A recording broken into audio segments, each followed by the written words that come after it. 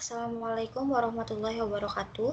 Saya Nadia Alsana Putri dengan NIM 24040121140139.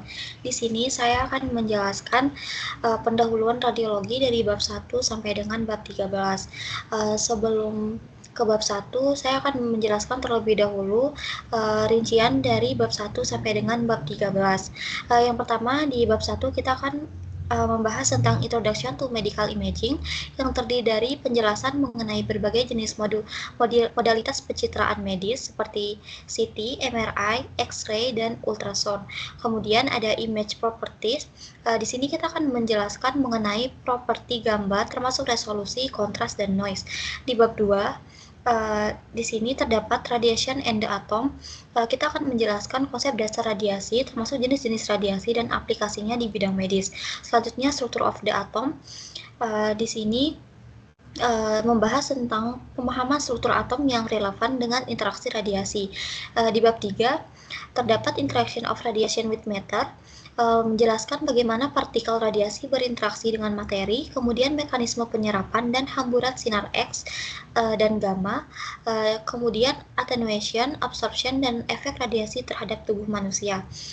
Di bab 4 ada image quality, membahas aspek-aspek kualitas gambar, resolusi spasial, kontras, rasio, signal to noise, dan efisiensi quantum detektor. Kemudian di bab 5 ada medical imaging informatik. Di sini kita membahas representasi digital data, perangkat penyimpanan informasi, dan picture archiving and communication system serta keamanan data. Di bab 6 menjelaskan proses produksi sinar X, mekanisme kerja tabung sinar X, dan generator yang digunakan. Di bab 7, di sini saya akan membahas radiografi, pembahasan tentang radiografi konvensional dan digital, serta faktor-faktor exposure dan parameter pengoptimalan gambar. Selanjutnya di bab 8 terdapat mamografi. Di sini akan menjelaskan topik-topik terkait mamografi seperti filtrasi tabung sinar X, kompresi jaringan, dan dosimetri radiasi pada mamografi.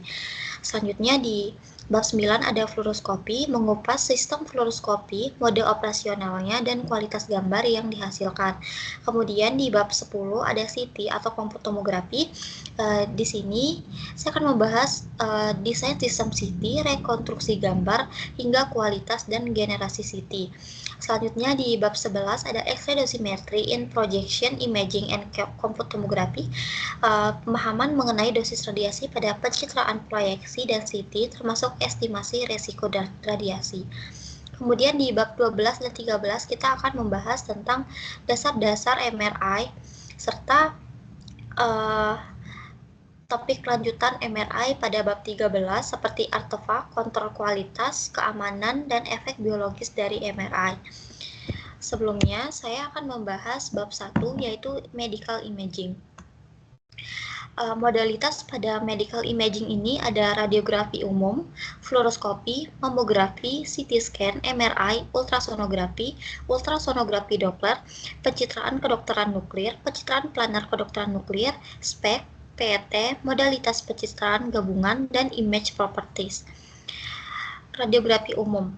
Radiografi dilakukan dengan sumber sinar X di satu sisi pasien dan detektor sinar X, biasanya datar di sisi lainnya. Pulsa sinar X berdurasi pendek, biasanya kurang dari setengah detik, dipancarkan oleh tabung sinar X. Sebagian besar sinar X berinteraksi dengan pasien, dan beberapa sinar X melewati pasien dan mencapai detektor, di mana gambar radiografi terbentuk. Gambar radiografi berguna untuk indikasi medis yang sangat luas, termasuk diagnosis patah tulang, kanker paru-paru, serta gangguan kardiovaskular. Selanjutnya fluoroskopi. Sistem fluoroskopi menggunakan sistem detektor sinar X yang mampu menghasilkan gambar dalam urutan waktu yang cepat dan real time. Contoh untuk penggunaan fluoroskopi yaitu jantung atau kerongkongan, karena fluoroskopi ini digunakan untuk membuat film sinar X dari anatomi yang bergerak. Selanjutnya mamografi. Mamografi adalah radiografi payudara dan dengan demikian merupakan jenis pencitraan proyeksi transmisi. Untuk menonjolkan kontras pada payudara, mamografi menggunakan energi sinar X yang jauh lebih rendah daripada RU. Selanjutnya ada CT scan. CT scan juga merupakan teknik transmisi yang menghasilkan gambar irisan pada jaringan pasien. CT scan mengungkapkan detail anatomi yang luar biasa seperti yang terlihat pada gambar A, gambar sagital, B, koronal, dan C, aksial dari pemindaian CT abdomen panggul. Selanjutnya ada MRI atau Magnetic Resonance Imaging. Pada MRI, pasien ditempatkan dalam medan magnet dan denyut gelombang radio dihasilkan oleh antena atau kumparan yang diposisikan di sekitar pasien. Proton pada pasien menyerap gelombang radio dan kemudian memancarkan kembali energi gelombang radio ini setelah jangka waktu yang bergantung pada sifat magnetik jaringan yang bergantung pada spasial. Kemudian ada USG atau ultrasonografi menggunakan energi mekanis dalam bentuk frekuensi yang tinggi atau ultra dapat digunakan untuk menghasilkan gambar anatomi pasien. Selanjutnya Doppler ultrasound. Doppler ultrasound merupakan pemeriksaan medis yang bersifat non-invasif atau tidak memasukkan benda ke dalam tubuh dengan menggunakan gelombang suara atau ultrasonik. Jenis-jenisnya ada color USG Doppler, spectral USG Doppler, power Doppler, transcranial USG Doppler, dan duplex Doppler. Fungsinya untuk mendiagnosis penyakit terkait pembuluh darah. Yang selanjutnya ada nuclear medicine imaging, suatu bentuk pencitraan fungsional yang memberikan informasi mengenai kondisi fisiologis pasien. Contohnya, talium cenderung terkonsentrasi pada otot jantung yang normal, tetapi pada area yang mengalami infark atau iskemik, talium tidak terkonsentrasi dengan baik. Selanjutnya ada nuclear medicine planar imaging, gambar proyeksi karena setiap titik pada gambar memiliki aktivitas radioisotop di sepanjang garis yang diproyeksikan melalui pasien. Gambar nuklir planar pada dasarnya adalah peta dua dimensi dari distribusi radioisotop 3D dan sangat membantu dalam evaluasi sejumlah besar kelainan. Kemudian ada SPECT atau Single Photon Emission Computed Tomography. Bagian tomografi dari pencitraan planar ultranuklir seperti halnya CT merupakan bagian tomografi dari radiografi. Gambar SPECT memberikan informasi fungsional diagnostik yang mirip dengan pemeriksaan planar nuklir. Namun sifat tomografinya memungkinkan dokter untuk lebih memahami distribusi agen radioaktif yang tepat dan membuat penilaian yang lebih baik terhadap fungsi organ atau jaringan tertentu di dalam tubuh. Kemudian ada PET atau positron emission tomography. PET adalah teknik pemeriksaan radiologi non-invasif yang menggunakan radiofarmaka untuk menggambarkan fungsi metabolisme molekuler tubuh pasien secara 3 dimensi atau 3D. Selanjutnya ada combined imaging modalitas atau penggabungan modalitas, merupakan penggabungan sistem pencitraan kedokteran nuklir SPECT atau PET dengan sistem pencitraan lain memberikan definisi anatomi yang baik, yaitu CT atau MRI, memungkinkan terciptanya gambar yang menyatu, memungkinkan lokalisasi anatomi kelainan dan koreksi gambar emisi untuk pelemahan. Selanjutnya pembahasan tentang image properties. Yang pertama ada kontras. Kontras dalam gambar dimanifestasikan sebagai perbedaan dalam nilai skala abu-abu dalam gambar. Gambar dengan warna abu-abu yang seragam tidak memiliki kontras, sedangkan gambar dengan transisi yang tajam antara abu-abu dan gelap dan abu-abu terang menunjukkan kontras yang tinggi. Selanjutnya ada resolusi spasial. Resolusi spasial mengacu pada kemampuan untuk melihat detail kecil dan sistem pencitraan memiliki resolusi spasial yang lebih tinggi jika dapat menunjukkan keberadaan objek yang lebih kecil dalam gambar. Resolusi spasial yang membatasi adalah ukuran objek terkecil yang dapat diselesaikan oleh sistem pencitraan. Selanjutnya bab 2.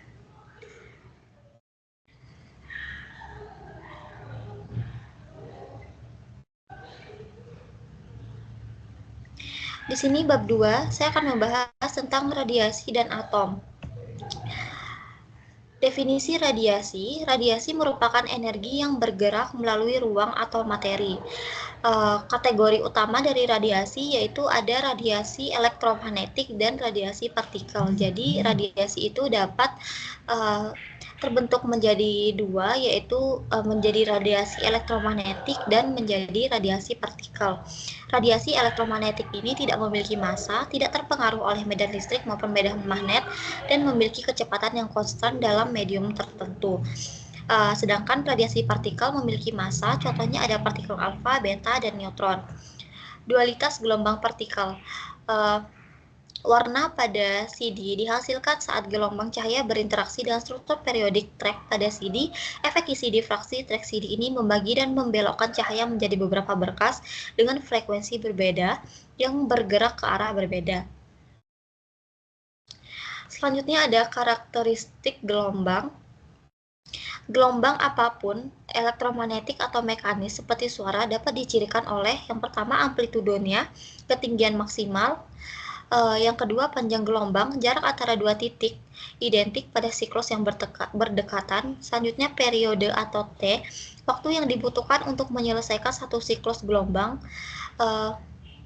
Selanjutnya frekuensi, kemudian yang terakhir hubungan kecepatan, panjang gelombang, dan frekuensi yang dirumuskan dengan C sama dengan lambda dikali V. Kemudian karakteristik partikel. Paket-paket atau kuanta energi elektromagnetik yang terpisah seperti partikel disebut foton. Energi foton diberikan oleh E sama dengan HV sama dengan HC per lambda. Di sini terdapat tabel Properties of Particulate Radiation. Jenis radiasi partikel terdiri dari 3, yaitu partikel alfa, beta, dan neutron. Alfa terdiri dari 2 proton dan 2 neutron, beta, elektron atau positon yang dipancarkan oleh inti yang tidak stabil, kemudian neutron, partikel netral yang juga dipancarkan dalam reaksi nuklir. Penggunaannya dalam medis yaitu terapi radiasi menggunakan partikel-partikel ini untuk menghancurkan sel-sel kanker. Kesetaraan massa energi. Teori Einstein merumuskan dengan E sama dengan mc kuadrat, di mana E dalam joule simbolnya J, di mana 1 kg meter kuadrat sama dengan S kuadrat sama dengan 1 joule, merupakan energi yang setara dengan massa M saat diam, dan C adalah kecepatan cahaya dalam ruang hampa, atau sama dengan 2,998 dikali 10⁸ meter per sekon. Selanjutnya ada struktur atom. Atom adalah bagian terkecil dari suatu unsur yang identitas kimianya tetap terjaga.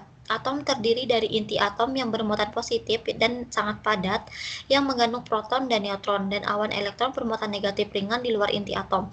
Atom sebagian besar merupakan ruangan kosong yang volume inti atomnya hanya 10⁻⁻12, sejuta dari sejuta volume atom. Selanjutnya orbit elektron dan energi pengikatan elektron. Energi yang dibutuhkan untuk melepaskan elektron orbital sepenuhnya dari atom disebut energi pengikatnya orbitalnya. Jadi, agar radiasi bersifat pengion, energi yang ditransfer elektron harus sama atau melebihi energi pengikatnya, karena jarak elektron yang lebih dekat dengan inti bermuatan positif. Energi pengikatan kulit K lebih besar daripada kulit terluar. Untuk kulit elektron tertentu, energi pengikatan juga meningkat seiring dengan jumlah proton dalam inti, misalnya nomor atom. Kemudian ada radiasi dari transisi elektron. Ketika sebuah elektron dilepaskan dari kulitnya oleh foton sinar X atau sinar gamma atau interaksi partikel bermuatan, kekosongan tercipta di kulit tersebut. Kekosongan ini biasanya diisi oleh elektron dari kulit terluar. Meninggalkan kekosongan ini, kulit terluar yang pada gilirannya dapat diisi oleh transisi elektron dari kulit yang lebih jauh. Rangkaian transisi ini disebut kaskade elektron. Karakteristik sinar X. Energi sinar X, karakteristik atau X-ray adalah perbedaan antara energi pengikatan elektron EB dari kulit masing-masing. Rumusnya bisa dilihat di layar. Kemudian elektron Auger dan hasil fluoresensinya di sini dapat dilihat di layar gambarnya. Kemudian inti atom ada komposisi nukleus, klasifikasi nuklida, dan gaya nuklir dan tingkat energinya. Dan di sini ada tabel 2.2 nuklir families, isotop, isobar, isoton, dan isomer. Di sini isotop, nucleate with same-nya atomic, dan numbernya Z. Contohnya 1 min 131 dan 1 min 125 bagi Z sama dengan 53. Selanjutnya ada stabilitas nuklir dan radioaktivitas. Plot nuklida yang menunjukkan jumlah proton, misalnya atom atau Z, dan neutron setiap nuklida pada sumbu X dan Y. Area yang digariskan yang berisi semua kotak hitam dan berwarna menunjukkan rentang nuklida yang diketahui. Stabilitas nuklir dan radioaktivitas, ada sinar gamma dan elektron konversi internal. Sinar gamma, peluruhan radioaktif seringkali menentukan inti dalam keadaan tereksitasi. Elektron konversi internal, deeksitasi nuklir tidak selalu menghasilkan emisi sinar gamma. Selanjutnya, energi pengikatan nuklir dan cacat massa. Energi pengikatan nuklir adalah energi yang dibutuhkan untuk memisahkan inti atom menjadi bagian-bagian penyusunnya dan merupakan hasil dari gaya yang kuat bekerja di antara nukleon. Fisi dan fusi nuklir. Selama fisi nuklir, inti dengan massa atom yang besar terpecah menjadi dua bagian yang biasanya tidak sama, yang disebut fragmen fisi, masing-masing dengan energi ikat rata-rata per nukleon lebih besar daripada inti aslinya. Selanjutnya, saya akan menjelaskan bab 3.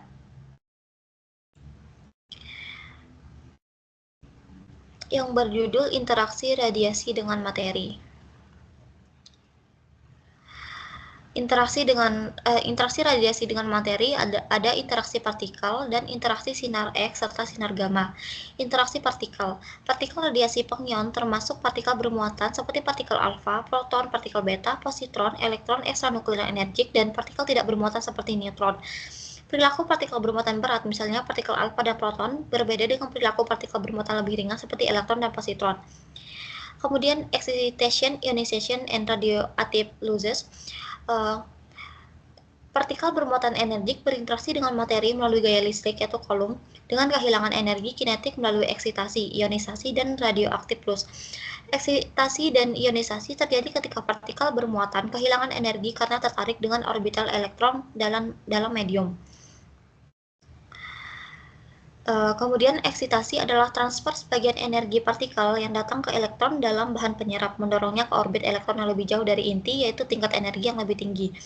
Setelah eksitasi akan terjadi deeksitasi, di mana elektron akan kembali ke tingkat energi yang lebih rendah dengan energi eksitasi dalam bentuk radiasi elektromagnetik. Jika energi yang ditransfer melebihi energi pengikatan elektron, terjadi ionisasi di mana elektron dikeluarkan dari atom. Terkadang, elektron yang dikeluarkan memiliki energi yang cukup untuk menghasilkan ionisasi lebih lanjut yang disebut ionisasi sekunder. Elektron ini disebut sinar delta. Ionisasi spesifik, jumlah rata-rata pasangan ion primer dan kedua yang dihasilkan untuk satuan panjang jalur partikel bermuatan disebut ionisasi spesifik yang dinyatakan dalam pasangan ion. Ionisasi spesifik meningkat seiring dengan kuadrat muatan listrik Q, partikel dan menurun seiring dengan kuadrat kecepatan partikel yang datang.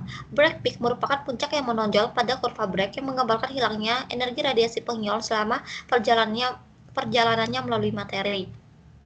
Lintasan partikel bermuatan. Elektron yang mengikuti jalur yang berliku-liku dalam materi sebagai akibat dari peristiwa hamburan ganda yang disebabkan oleh defleksi Coulomb, tolakan dan atau tarik-menarik. Massa yang lebih besar dari partikel bermuatan berat menghasilkan jalur ionisasi yang padat dan biasanya linear. LET atau linear energy transfer adalah jumlah rata-rata energi yang disimpan secara lokal dalam penyerap persatuan jalur panjang. Scattering mengacu pada interaksi dan membelokkan partikel atau foton dari lintasannya. Peristiwa hamburan yang energi kinetik total partikel-partikel yang bertumbukan tidak berubah disebut elastik. Radiative interaction Bremsstrahlung. Bremsstrahlung dalam bahasa Jerman yang berarti radiasi penghambatan merupakan emisi radiasi yang menyertai perlambatan elektron. Kemudian positron annihilation, semua elektron energik bermuatan positif dan negatif kehilangan energi kinetiknya melalui eksitasi, ionisasi, dan interaksi radiasi ketika sebuah positron, suatu bentuk antimateri, mencapai akhir jangkauannya. Ia berinteraksi dengan elektron bermuatan negatif, mengakibatkan pemusnahan pasangan elektron positron dan konversi total massa diamnya menjadi energi dalam bentuk dua energi yang berlawanan. Kemudian ada neutron interaction. Neutron dapat berinteraksi dengan inti atom, terkadang melepaskan partikel bermuatan atau fragmen kulit yang secara langsung dapat menyebabkan eksitasi dan ionisasi. Neutron sering berinteraksi dengan inti atom unsur ringan, misalnya H, C, O, dengan berhamburan dalam tumbukan. Kemudian pembahasan selanjutnya yaitu X-ray and gamma ray interaction. Ketika foton melewati suatu materi, ada beberapa kemungkinan yang dapat terjadi. Foton dapat melintasi dan mengalami interaksi, dapat terhambur, atau dapat diserap. Terdapat 4 jenis utama interaksi foton sinar X dan sinar gamma dengan materi. 3 di antaranya memiliki peran penting dalam radiologi diagnostik dan kedokteran nuklir, yaitu hamburan Rayleigh, hamburan Compton, penyerapan fotoelektrik, dan produksi pasangan. Hamburan Rayleigh. Hamburan Rayleigh adalah fenomena di mana foton yang datang berinteraksi dengan seluruh atom, bukan hanya dengan elektron individu seperti pada hamburan Compton atau fotoelektrik. Interaksi ini menyebabkan semua elektron dalam atom berosilasi secara serempak, dan atom tersebut memancarkan kembali foton dengan energi yang sama, namun dalam arah yang sedikit berbeda. Karena tidak ada elektron yang terlepas, tidak terjadi ionisasi dalam proses ini. Hamburan Rayleigh terutama terjadi pada sinar X berenergi rendah, seperti yang digunakan dalam mamografi, yaitu 15–30 keV. Kemudian selanjutnya ada hamburan Compton. Hamburan Compton adalah interaksi utama antara foton sinar X atau sinar gamma dengan jaringan lunak dalam rentang energi diagnostis. Dalam proses ini, foton menabrak elektron valensi atau elektron di kulit terluar atom, menyebabkan elektron tersebut terlepas dari atom dan foton yang datang terhambur dengan energi yang berkurang. Selanjutnya, efek fotolistrik. Dalam efek fotolistrik, foton yang datang akan mentransfer seluruh energinya ke elektron dalam atom, sehingga elektron tersebut terlepas dan disebut sebagai fotoelektron. Yang terakhir ada PP atau proteksi pasangan adalah proses yang terjadi ketika sinar X atau sinar gamma dengan energi melebihi 1,02 MeV berinteraksi dengan medan listrik di sekitar inti. Lanjutan dari bab 3 yaitu interaction of radiation with matter. Di sini topik yang dibahas ada atenuasi sinar X dan sinar gamma, kemudian absorpsi energi dari sinar X dan sinar gamma, kemudian energi dosis ekuivalen dan dosis efektif. Atenuasi sinar X dan sinar gamma. Atenuasi penghilangan foton dari sinar X dan sinar gamma ketika melewati suatu materi atau bahan, disebabkan oleh absorpsi dan hamburan dari foton primer. Koefisien atenuasi linear, fraksi foton yang dihilangkan dari sinar monoenergetik dari sinar X-ray atau gamma per ketebalan materi yang diekspresikan dalam satuan cm pangkat -1. Untuk materi dengan tipis, dirumuskan N sama dengan mu N delta X. Koefisien atenuasi massa, koefisien atenuasi linear yang dinormalisasi ke satuan massa jenis memiliki satuan cm² per gram. HVL atau half value layer, ketebalan material yang dibutuhkan untuk mereduksi intensitas X-ray atau gamma menjadi setengah dari intensitas awal. TVL, ketebalan yang diperlukan untuk membuat intensitas menjadi 1/10 kali dari intensitas awal. HVL biasanya dinyatakan dalam mmAl. Kemudian energi efektif dan mean free path. Energi efektif berkas sinar X polienergi merupakan perkiraan daya penetrasi berkas sinar X yang dinyatakan sebagai energi berkas monoenergi yang akan menunjukkan daya tembus efektif yang sama. Mean free path, jarak rata sebelum interaksi yang dapat dihitung dari koefisien atenuasi linear atau HVL. Rumusnya MVP 1 per mu sama dengan 1 per 0,693 per HVL sama dengan 1,44 HVL. Beam hardening, perubahan spektrum sinar X ke energi efektif yang lebih tinggi sebagai sinar transfer materi. Kemudian absorpsi energi dari sinar X dan sinar gamma. Satuan dan pengukuran radiasi. Rincian mengenai satuan turunan yang digunakan dalam pengukuran dan perhitungan dosis radiasi untuk aplikasi spesifik dapat ditemukan dalam dokumen ICRU dan ICRP. Fluensi, flux, dan fluensi energi. Fluensi, jumlah foton atau partikel yang melewati suatu satuan luas penampang. Flux, laju fluensi foton atau partikel melewati suatu satuan luas per satuan waktu. Fluensi energi, jumlah energi yang melewati suatu satuan luas penampang. Karena saat sebuah berkas radiasi pengiongan tidak langsung, misalnya sinar X atau sinar gamma atau neutron melewati medium, radiasi tersebut melepaskan energi ke dalam medium melalui dua langkah, yaitu yang pertama, energi yang dibawa oleh foton diubah menjadi energi kinetik partikel bermuatan seperti elektron. Dalam kasus sinar X dan sinar gamma, energi tersebut ditransfer melalui fotoelektrik, hamburan Compton, dan untuk foton energi sangat tinggi melalui produksi pasangan. Yang kedua, partikel bermuatan langsung yang diionisasi melepaskan energi mereka di dalam medium melalui eksitasi dan ionisasi. Kerma didefinisikan sebagai energi kinetik yang ditransfer ke partikel bermuatan dengan mengionisasi radiasi persatuan massa. Satuan SI-nya adalah Gray. 1 Gray itu sama dengan 1 Joule kilogram min 1.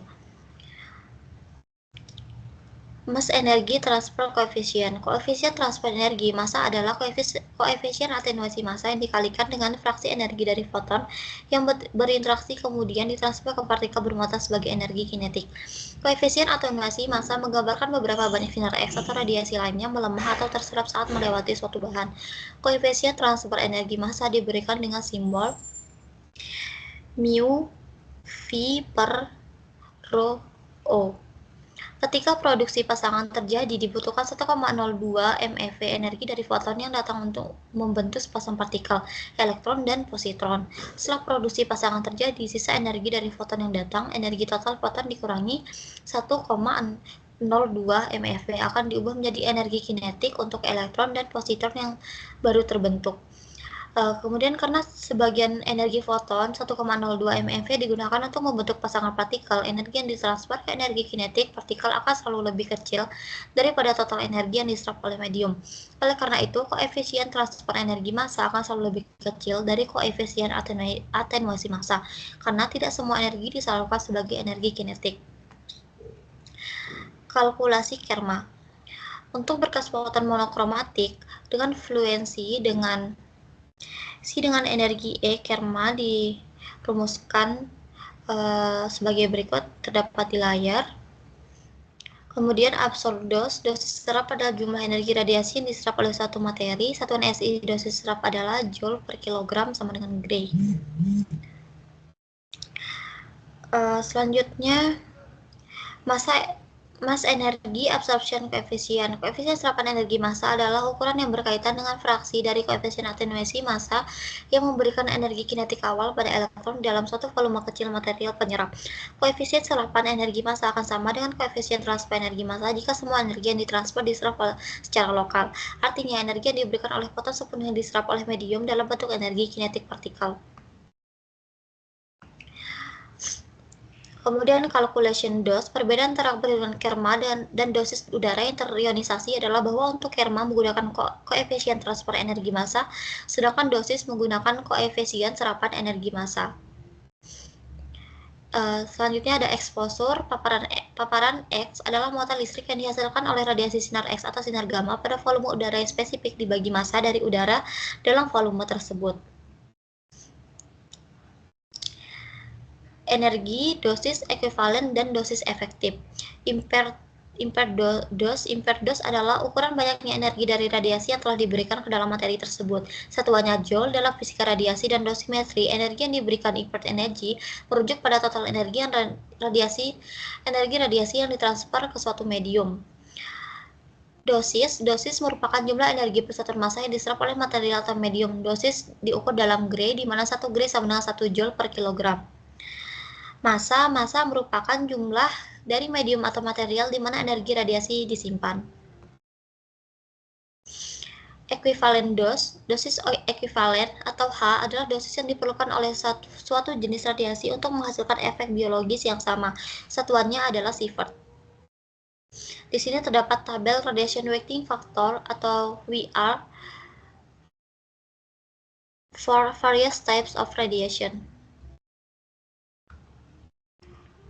Kemudian efektif dose, perhitungan dosis ekuivalen mempertimbangkan sensitivitas biologis dari organ atau jaringan yang diekspos untuk mengurangi efek stokastik pada manusia.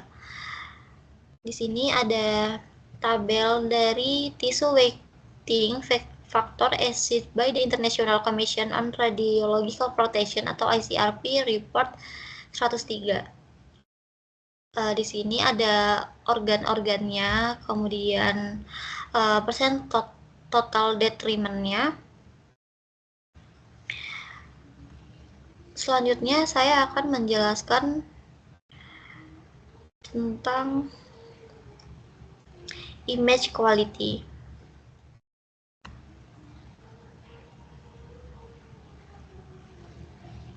Image quality atau kualitas gambar merupakan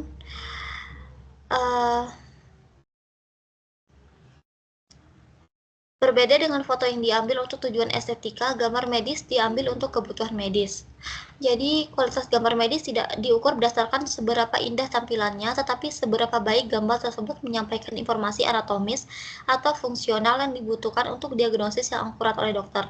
Dalam gambar radiologi, kualitas gambar tidak selalu dimaksimalkan, tetapi dioptimalkan untuk tujuan diagnosis tertentu. Di sini ada gambar imaging pada masalah sendi, ada gambar A, B, C, D dengan kualitas gambar yang berbeda. Selanjutnya ada resolusi spasial. Resolusi spasial mengacu pada tingkat detail yang dapat dilihat pada gambar. Ini mengukur seberapa kecil suatu objek dapat terlihat pada sistem pencitraan tertentu. Fungsi sebaran titik, point spread function atau PSV, adalah ukuran dasar yang paling intuitif dari properti resolusi dalam sistem pencitraan. PSV menggambarkan respons sistem pencitraan terhadap titik sumber input yang menunjukkan seberapa besar sistem tersebut menyebarkan titik input tersebut. PSV adalah fungsi dua dimensi yang biasanya dijelaskan dalam dimensi X dan Y dari gambar 2D.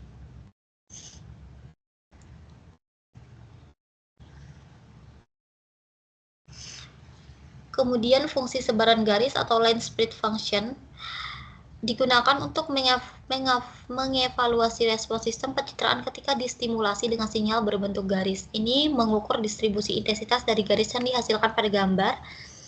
LSF menggambarkan seberapa baik sistem pencitraan dalam mempertahankan ketajaman garis yang dihasilkan. Pada sistem pencitraan planar, LSF dihasilkan dengan memproyeksikan garis pada gambar melalui celah kecil pada bahan yang menghalangi sinar, misalnya logam. Pada sistem pencitraan tomografi seperti CT, MRI, LSF dihasilkan dengan memproyeksikan bidang tipis material yang tegak lurus terhadap bidang tomografi. Fungsi sebaran tepi, edge spread function, diukur dengan menggunakan tepi tajam sebagai gantinya, alih-alih menggunakan gambar celah seperti pada LSF. Sistem pencitraan distimulasi dengan tepi yang tajam untuk mengukur ESF atau X-nya. Ini memberikan informasi tentang gradien tepi pada gambar. Konvolusi adalah prosedur kalkulus integral yang secara akurat menggambarkan secara matematis apa yang dilakukan proses pengaburan secara fisik.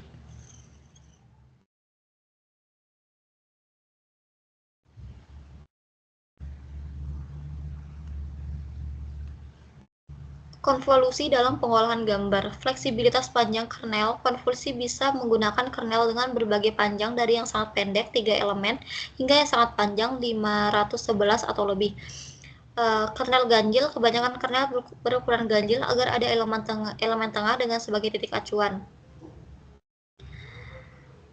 Contoh kernel konvolusi dua dimensi terdapat pada gambar di share screen-nya. Gambar ini mengilustrasikan hasil pemrosesan gambar dua dimensi menggunakan berbagai kernel konvolusi yang berbeda. Hubungan antara fungsi penyebaran. Terdapat hubungan matematis antara fungsi penyebaran domain spasial yaitu PSF, LSF, dan ESF, di mana pengukuran salah satu fungsi dapat digunakan untuk menghitung yang lainnya. Hal ini memberikan fleksibilitas dalam memilih metode pengukuran yang paling sesuai untuk karakterisasi sistem pencitraan. Hubungan antara fungsi penyebaran, konvolusi PSF dengan tepi menghasilkan ESF. Mekanisme fisik pengaburan. Banyak faktor fisik berkontribusi pada penurunan resolusi spasial dalam pencitraan medis. Di fokus ketebalan layar intensifier dan proses difusi cahaya di dalam layar adalah beberapa penyebab utama blurring atau pengaburan pada citra. Mekanisme fisik pengaburan. Pengukuran berbagai fungsi sebaran telah dibahas di atas digunakan untuk mengkarakterisasi dampak fenomena pengaburan fisik dalam sistem pencitraan medis. Pembahasan selanjutnya yaitu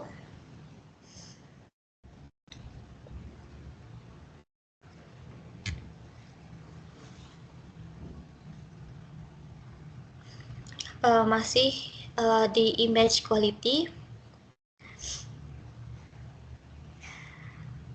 The frequency domain. Dalam analisis pencitraan medis, domain frekuensi merupakan cara yang berguna untuk mengungkapkan resolusi sistem pencitraan. Kemudian deret Fourier dan transformasi Fourier. Deret Fourier adalah metode yang menguraikan fungsi kompleks menjadi jumlah dari gelombang sinusoidal. Setiap gelombang sinusoidal memiliki 3 parameter utama, amplitudo, frekuensi, dan fase. Transformasi Fourier. Transformasi Fourier adalah algoritma yang mengubah sinyal dari domain waktu atau ruang menjadi domain frekuensi.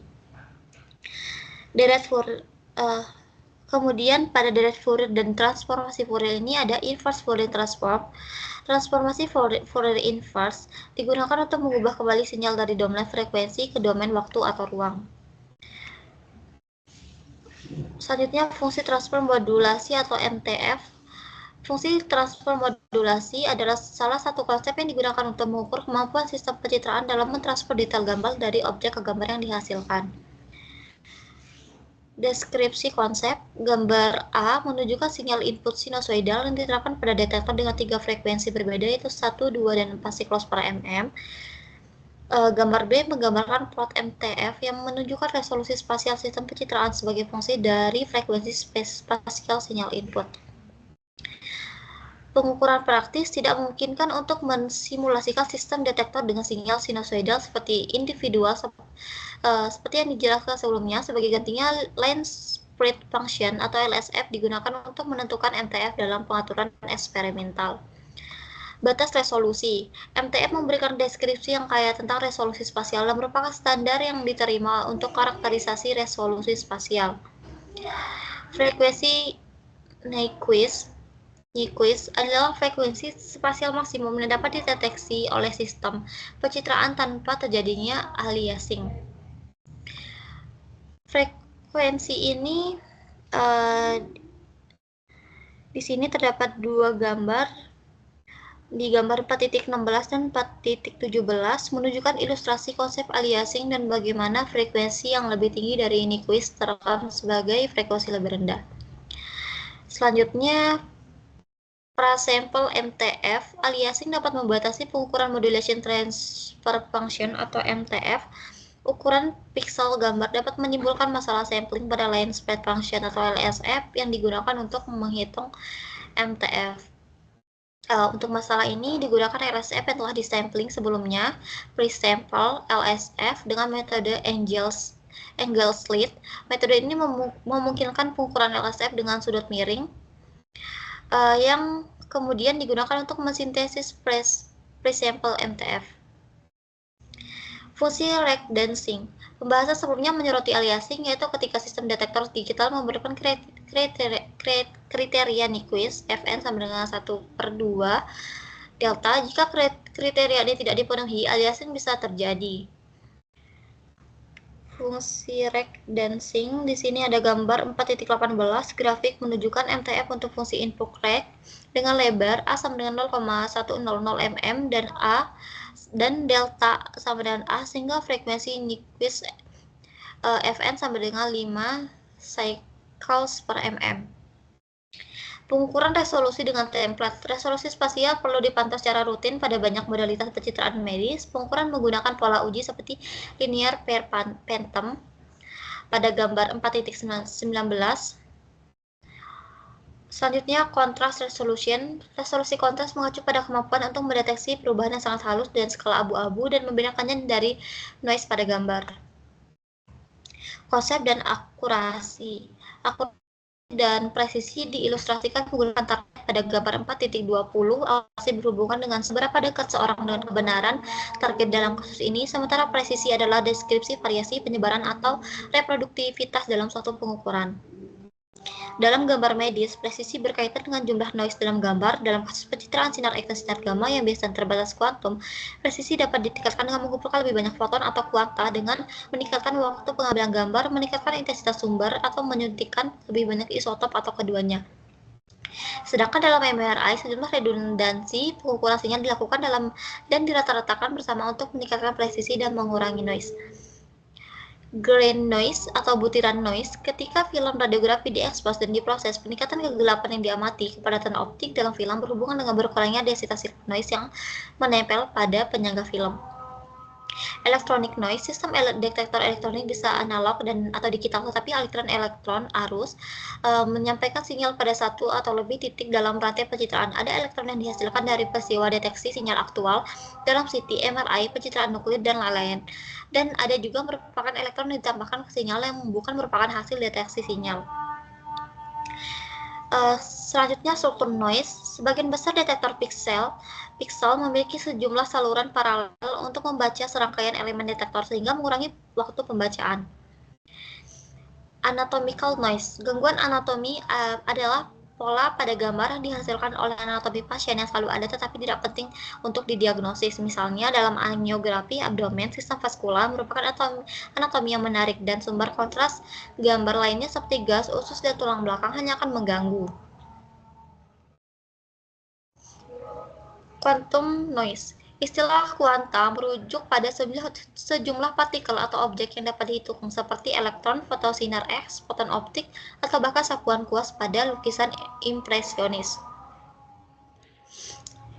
Distribusi statistik, pengukuran noise non-parametrik. Metrik non-parametrik dari suatu distribusi data menggunakan pengukuran yang mengasumsikan tidak ada distribusi statistik yang mendasari distribusi data. Distribusi normal. Distribusi normal disebut juga distribusi Gaussian adalah distribusi statistik yang paling banyak digunakan dalam analisis ilmiah dan pengaturan pengamatan lainnya.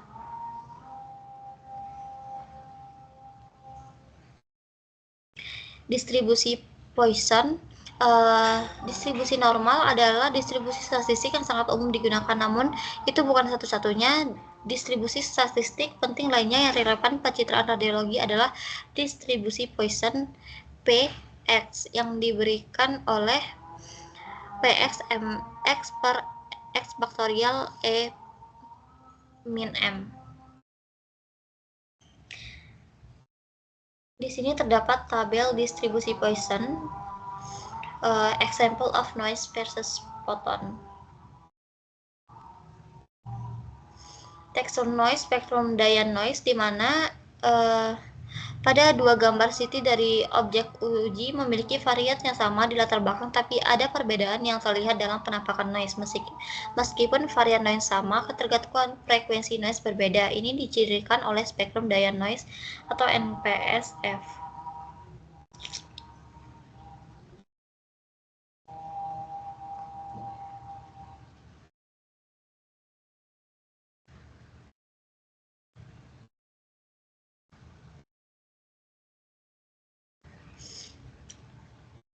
Selanjutnya, kontras. Kontras subjek adalah kontras dasar yang muncul pada sinyal setelah sinyal berinteraksi dengan pasien, tetapi sebelum terdeteksi, kontras subjek juga dapat didefinisikan sebagai perbedaan dalam fluence sinar X-ray di seluruh sinar yang muncul dari pasien yang mengenai detektor. Faktor-faktor kontras subjek ada dua, yaitu faktor intrinsik dan ekstrinsik. Intrinsik, komponen intrinsik dari kontras subjek berhubungan dengan perubahan anatomi dan fungsional yang sebenarnya pada jaringan pasien yang menimbulkan kontras. Faktor ekstrinsik dalam kontras subjek berhubungan dengan cara protokol akuisisi gambar dapat dioptimalkan untuk meningkatkan kontras subjek. Kontras detektor. Untuk sinyal input log sumbu X dengan dua objek identik yang melemahkan sinar pada tingkat fluence yang berbeda dalam sinar input A dan B, level sinyal pada detektor 1 sistem layar film sangat dipengaruhi oleh kurva karakteristik nonlinear detektor. Kontras yang ditampilkan, kontras detektor berfungsi untuk memodulasi kontras subjek, tetapi prosedur akuisisi pada akhirnya menghasilkan penangkapan data gambar digital pada hard drive komputer untuk modalitas di mana pemrosesan gambar berikutnya terjadi. seperti pemrosesan gambar dalam banyak sistem radiografi digital atau rekonstruksi gambar dalam CT, MRI, SPECT, PET, dan lain-lainnya. Informasi gambar mentah diproses menjadi gambar yang akhirnya dimaksudkan untuk dilihat oleh dokter.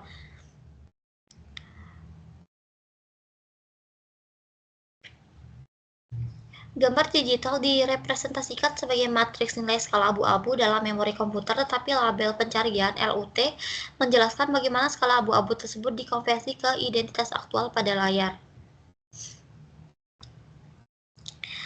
Rasio kontras terhadap kebisingan. Rasio kontras terhadap kebisingan atau noise, contrast to noise ratio atau CNR, adalah ukuran objek yang tidak bergantung pada ukuran level sinyal di tengah-tengah noise.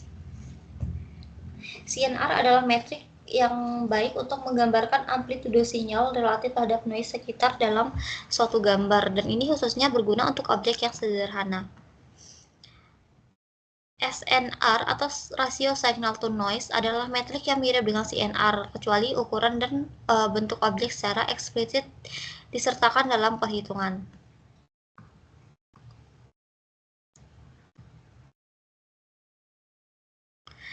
SNR adalah salah satu metrik yang paling berarti yang menggambarkan konsistensi suatu objek. Beberapa baik hal itu akan terlihat oleh pengamat pada umumnya.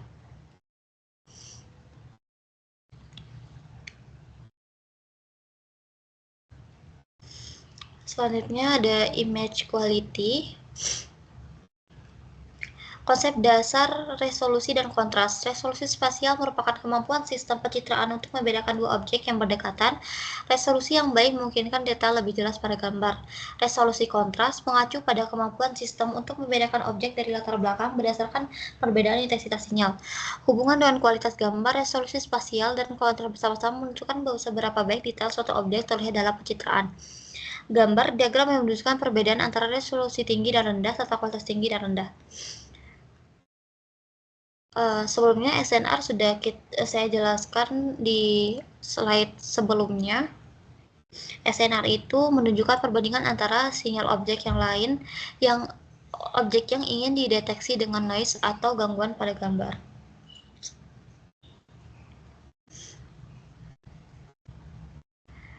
Diagram kontras detail digunakan untuk memvisualisasikan seberapa baik suatu sistem dapat menangkap detail dalam berbagai tingkat kontras.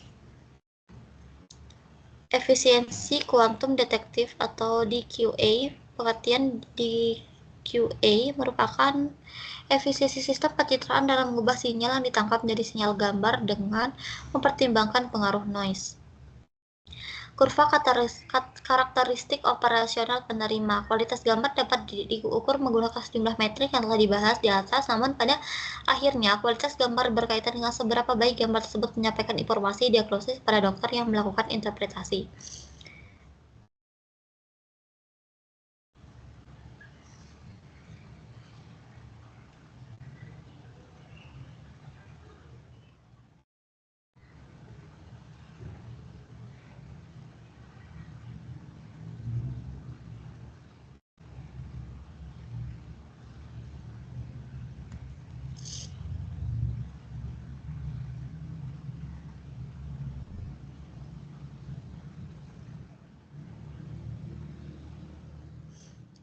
Kemudian medical imaging informatik,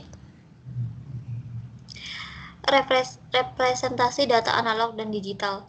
Detektor perangkat pencitraan medis secara inheren yang menghasilkan data analog selama bertahun-tahun informasi dalam pencitraan medis, contoh fluoroskopi, kamera kilau kedokteran nuklir, dan sistem pencitraan ultrasonic seluruhnya dalam bentuk analog. Data analog dalam bentuk analog, informasi diperbolehkan nilainya kontinu, bilangan tak terbatas antara bawah dan atas. Bagian besar sinyal analog memiliki nilai di setiap titik waktu. Data digital dalam bentuk digital. Informasinya diperbolehkan angka atau huruf alfabet yang diwakili oleh urutan digit. Citra radiologi digital. Citra digital adalah susunan elemen gambar yang disebut piksel. Setiap piksel direpresentasikan oleh satu angka, dan citra dapat direpresentasikan sebagai matriks dari angka-angka tersebut.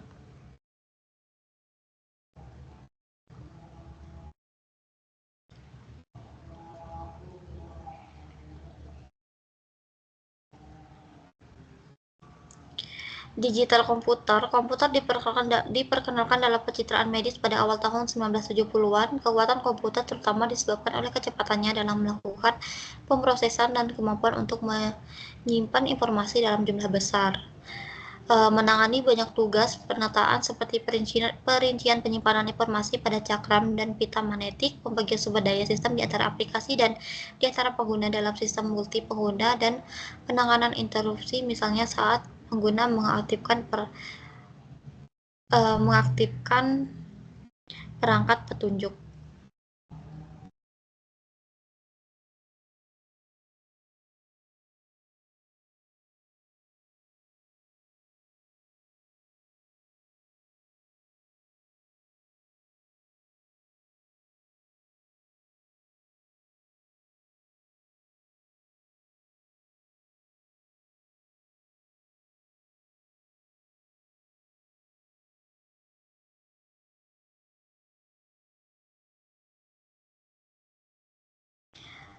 Lanjutan dari medical imaging informatik yang tadi, di sini ada perangkat penyimpanan informasi. Magnetic disk adalah piringan yang berputar dan dilapisi material yang mudah termagnetisasi dan memiliki head baca tulis yang mendeteksi atau mengubah arah magnetisasi untuk membaca atau menulis data. Data disimpan dalam bentuk track konsentris dengan head yang bergerak radial untuk mengakses setiap track. Flash memory adalah jenis memori solid state yang menyimpan informasi digital sebagai mata listrik kecil yang tidak memerlukan daya untuk mempertahankan data. Selanjutnya ada optical disc, adalah disk yang dapat dilepas dan berputar selama akses data dengan informasi dibaca dan ditulis menggunakan laser. Teknologis Flash Archive dibutuhkan untuk menyimpan data medis yang sangat besar seperti di pusat medis dengan berbagai layanan pencitraan yang dapat menghasilkan beberapa terabyte data per tahun. Tampilan gambar digital, sistem tampilan pada stasiun kerja atau komputer lain biasanya terdiri dari antarmuka tampilan yang juga disebut dengan istilah seperti antarmuka video dan adaptor grafis di komputer.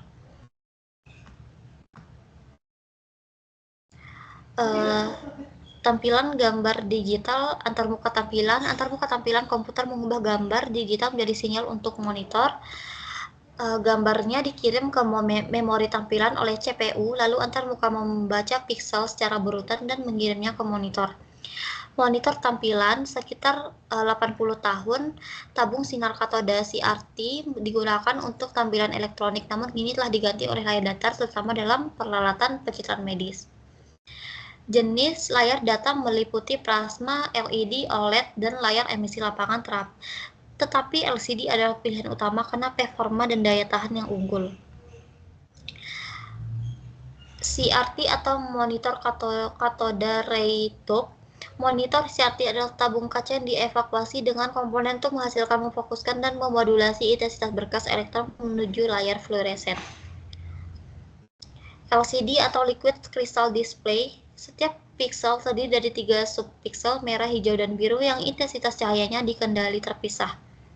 LCD tidak menghasilkan cahaya, melainkan memodulasi cahaya dari lampu latar melalui bahan kristal cair LC dan filter polarisasi.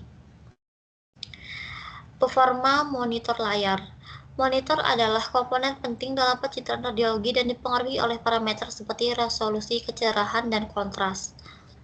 Kecerahan monitor diukur dalam luminansi dan resolusi kontras ditentukan oleh kisaran dinamisnya. Kemudian memantau format piksel. Monitor tampilan hadir dalam berbagai ukuran dan format piksel dengan 2 format umum untuk monitor warna komersial, yaitu 1280 dikali 1024 dan 1600 kali 1200 piksel. Tampilan kontras gambar dan peningkatan kontras. Sistem tampilan harus mampu menampilkan rentang nilai piksel dari minimum hingga maksimum dalam gambar dengan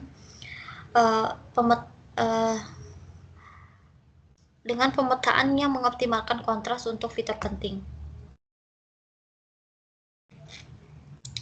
Fungsi tampilan monitor menggambarkan pencahayaannya yang dihasilkan berdasarkan tingkat sinyal digital driving level atau sinyal analog yang dikirim ke monitor yang berpengaruh besar pada kontras gambar. Itu untuk kalibrasi luminasi sistem tampilannya.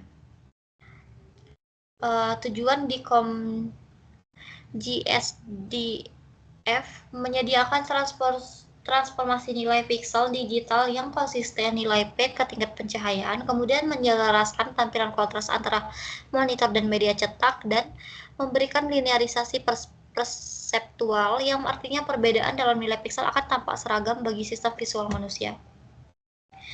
Kalibrasi luminasi sistem tampilan standar di COM GSDF dicapai melalui penggunaan LUT lookup table yang menyimpan nilai pixel output untuk setiap nilai pixel gambar. Tampilan warna palsu, gambar radiografi pada dasarnya tidak memiliki warna, tetapi dapat ditampilkan sebagai warna palsu untuk tujuan tertentu. Cita warna palsu umumnya digunakan di kedokteran nuklir untuk meningkatkan persepsi kontras dan pada ultrasound untuk menampilkan informasi aliran pada gambar anatomi. Selain itu, warna palsu bermanfaat dalam registrasi bersama gambar seperti menumpangkan gambar kedokteran nuklir dengan CT atau MRI untuk membantu dalam identifikasi anatomi.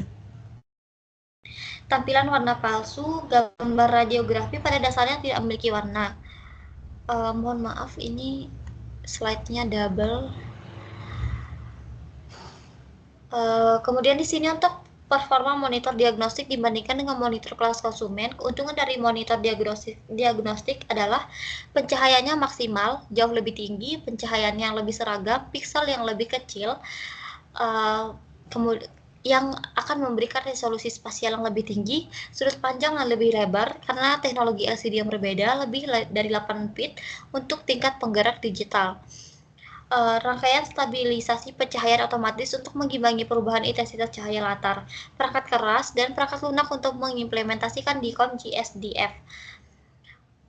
Kemampuan untuk memonitor pencahayaan layar monitor dan kalibrasi GSDF melalui jaringan.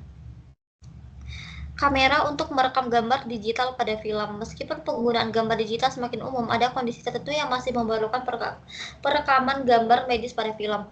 Seperti dalam mamografi digital yang diatur oleh peraturan federal, gambar umumnya dicetak menggunakan kamera laser multiformat yang terhubung melalui jaringan komputer dan menawarkan beberapa format. Setelah pencetakan film dikembangkan melalui proses pengembangan thermal kering.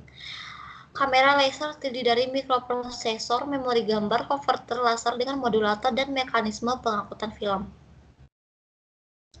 Jaringan komputer. Jaringan komputer memungkinkan transfer informasi antar komputer berbagai perangkat seperti primer, kamera laser multiformat, dan perangkat penyimpanan serta mendukung layanan seperti email dan transfer file. Local Area Networks. Protokol LAN umumnya dirancang untuk memungkinkan koneksi komputer dalam jarak terbatas. Pada beberapa LAN kecil, semua komputer terhubung langsung sehingga hanya satu komputer yang dapat mengirim data pada satu waktu dan biasanya hanya satu komputer yang menerima informasi tersebut.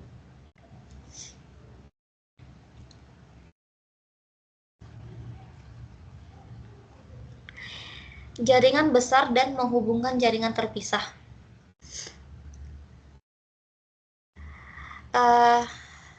Protokol LAN lainnya ada TCP atau IP adalah kumpulan protokol berbasis paket yang digunakan oleh banyak jaringan besar dan internet. Protokol ini dirancang untuk menghubungkan jaringan terpisah yang memungkinkan menggunakan protokol tingkat rendah yang berbeda. Routers melakukan switching pada yang berbeda dari switch Ethernet yang hanya meneruskan salinan identik dari paket yang diterima pada LAN. Paket yang ditujukan kepada router adalah paket yang akan dikirim keluar dari LAN dengan alamat tujuan LAN pada paket yang diterima adalah alamat router itu sendiri. Internet adalah jaringan internasional yang terdiri dari berbagai jaringan yang menggunakan protokol TCP atau IP. Bagian utama dari internet terdiri dari jaringan backbone nasional dan internasional yang sebagian besar terdiri dari tautan serat optik yang dihubungkan oleh router yang disediakan oleh perusahaan telekomunikasi besar.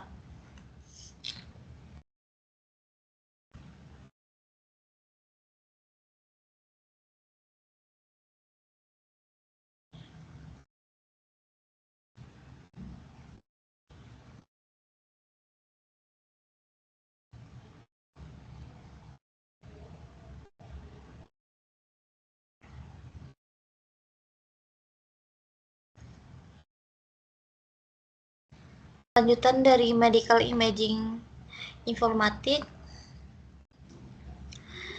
Di sini ada PACS dan teleradiologi. PACS sistem untuk menyimpan, pemindahan, dan tampilan gambar radiologi, sedangkan teleradiologi transmisi gambar tersebut untuk dilihat di situs atau lokasi yang jauh dari tempat gambar tersebut diperoleh. Akuisisi gambar digital. Format gambar radiologi digital dipilih untuk mempertahankan informasi klinis dan diperoleh oleh perangkat pencitraan. Jumlah baris dan kolom piksel dalam gambar ditentukan oleh resolusi spasial dan bidang pandang perangkat pencitraan, sedangkan jumlah bit yang digunakan untuk setiap piksel ditentukan oleh resolusi kontras perangkat pencitraan. Selanjutnya pada bab 6 saya akan menjelaskan produksi X-ray dan tabung X-ray. Produksi sinar X, spektrum dan sahlung. Sinar X tercipta dari konversi energi kinetik elektron menjadi radiasi elektromagnetik ketika kecepatannya diperlambat akibat interaksi dengan bahan target. Elektron yang bergerak dari katoda ke anoda dipercepat oleh tegangan antara elektroda 20-150 keV dan memperoleh energi kinetik yang sama dengan hasil kalimutan listrik dan beda potensial. Saat bertabrakan dengan target, energi kinetik elektron diubah menjadi bentuk energi lain. Sebagian besar interaksi bersifat tumbukan, di mana pertukaran energi dengan elektron pada target menimbulkan panas. Sebagian kecil elektron yang dipercepat berada di dekat inti atom dan dipengaruhi oleh medan listrik positifnya. Spektrum dalam tahlung adalah distribusi probabilitas foton sinar X sebagai fungsi energi foton. Jumlah energi yang hilang oleh elektron dan energi sinar X yang dihasilkan akan berkurang seiring bertambahnya jarak. Jumlah sinar X yang dihasilkan berkurang secara linear seiring dengan bertambahnya energi hingga energi sinar X maksimal.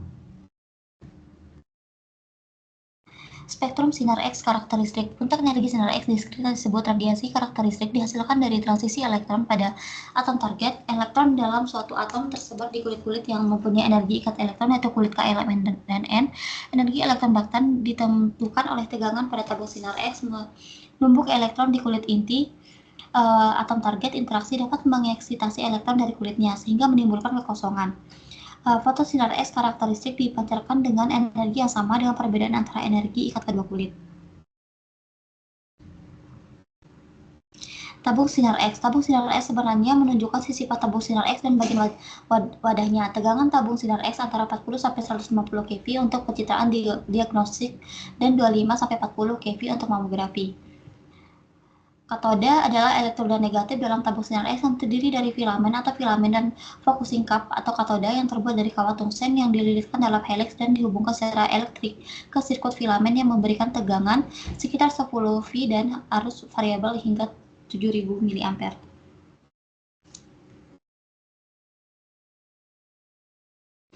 Anoda adalah elektroda target logam yang dipertahankan pada beda potensial positif yang besar relatif terhadap katoda.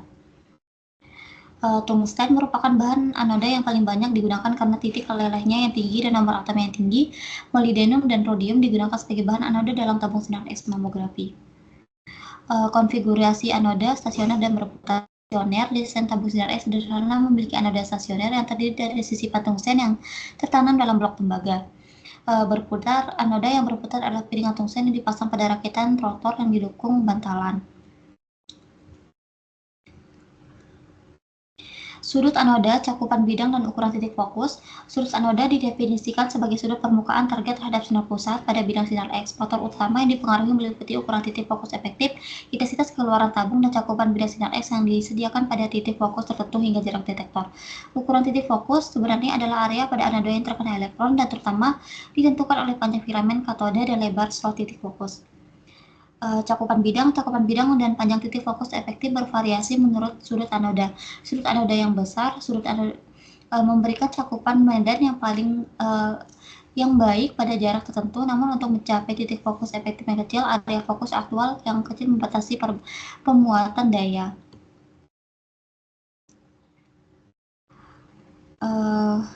Kemudian, panjang titik fokus efektif bervariasi menurut posisi pada bidang gambar. Dalam arah anoda katoda A sampai C ke arah sisi anoda medan, panjang titik fokus yang diproyeksikan memendek, sedangkan titik fokus memanjang ke arah sisi katoda.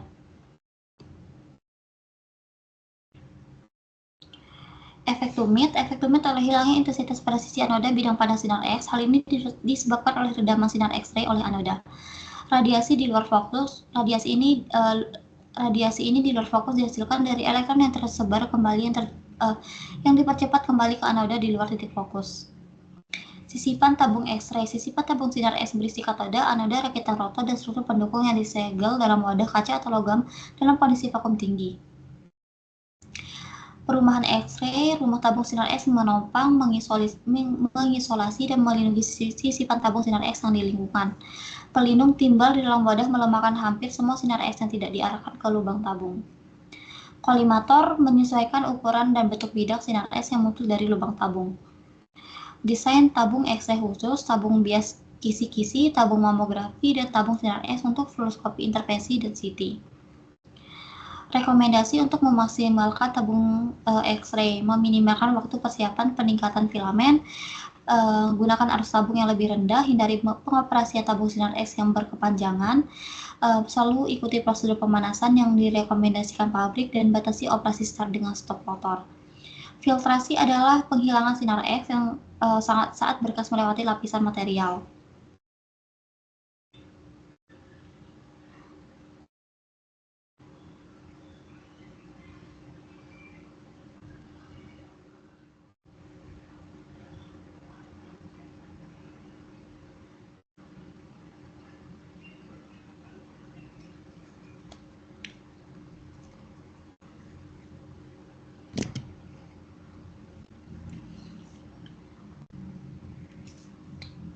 Selanjutnya, generator sinar X. Fungsi utama generator sinar X adalah menyediakan arus pada tegangan tinggi ke tabung sinar X. Pada generator sinar X ada dua faktor yang mempengaruhi peristiwa ini, yaitu yang pertama induksi elektromagnetik dan transformasi tegangan. Induksi elektromagnetik adalah fenomena di mana medan magnet yang berubah menginduksi perbedaan potensial listrik pada konduktor di dekatnya, dan juga di mana tegangan diinduksi pada konduktor yang bergerak melalui medan magnet yang tidak bergerak. Transformasi input daya AC menghasilkan medan magnet yang berosilasi pada balitan primer transformator, di mana setiap putaran kawat memperkuat medan magnet yang tidak terpengaruh oleh isolasi listrik dan menembus inti besi. Konsol operator, tampilan skematik modular menunjukkan komponen generator sinar X dasar. Sebagian besar sistem sekarang dikontrol oleh mikroprosesor dan menyertakan diagnostik dukungan servis. Generator sinar X frekuensi tinggi. Komponen modular dan sirkuit generator frekuensi tinggi. Tegangan tinggi yang dipilih melintasi tabung X-ray dibuat dengan mengisi kapasitor tegangan tinggi ke perbedaan potensial yang diinginkan. Selama pemaparan, ketika sirkuit sinar X diberi energi, arus tabung dijaga konstan oleh sirkuit MA-sense yang menjaga arus filamen yang tepat dengan mengirimkan pulsa pemicu ke sirkuit filamen, dan tegangan tabung dijaga konstan oleh sirkuit KV-sense yang mengirimkan sinyal pulsa pemicu ke inverter DC atau AC untuk menjaga pengisian daya kapasitor tegangan tinggi. Pengatur waktu, rangkaian pengatur waktu digital memiliki kemampuan reproduksi yang sangat tinggi dan akurasi mikrodetik. Tetapi ketepatan dan akurasi waktu pemaparan sinar X terutama bergantung pada jenis pengalihan yang digunakan dalam sistem sinar X. Saklar, generator inverter frekuensi tinggi biasanya menggunakan peralihan elektronik pada sisi primer transformator tegangan tinggi untuk memulai dan menghentikan pencahayaan. Kontrol pencahayaan fototimer otomatis. Fototimer juga dikenal sebagai sistem kontrol exposure otomatis AEC, sering digunakan sebagai pengganti pengatur waktu exposure manual dalam radiografi. Peringkat daya dan pemuatan pendinginan panas. Peringkat daya tabung sinar X atau generator adalah daya maksimum yang dapat diterima oleh titik fokus tabung sinar X atau yang dapat dihasilkan oleh generator. Pemuatan panas, ada unit panas dan the joule. Unit panas atau HU adalah unit tradisional yang menyediakan cara sederhana untuk mengekspresikan pengendapan energi pada pembuatan energi dari anoda tabung sinar X. The joule atau joule adalah satuan SI untuk energi. 1 joule disimpan oleh daya 1 watt yang bekerja selama 1 detik. Bagan pemanasan dan pendinginan anoda. Pada gambar tersebut ada kurva pemanasan dan pendinginan anoda tabung CT. Faktor-faktor yang mempengaruhi emisi sinar X. Efisiensi produksi sinar X, exposure, kualitas, dan kuantitas ditentukan oleh 6 faktor utama, yaitu ada bahan target anoda, tegangan tabung, arus tabung, penyaringan sinar, bentuk gelombang generator.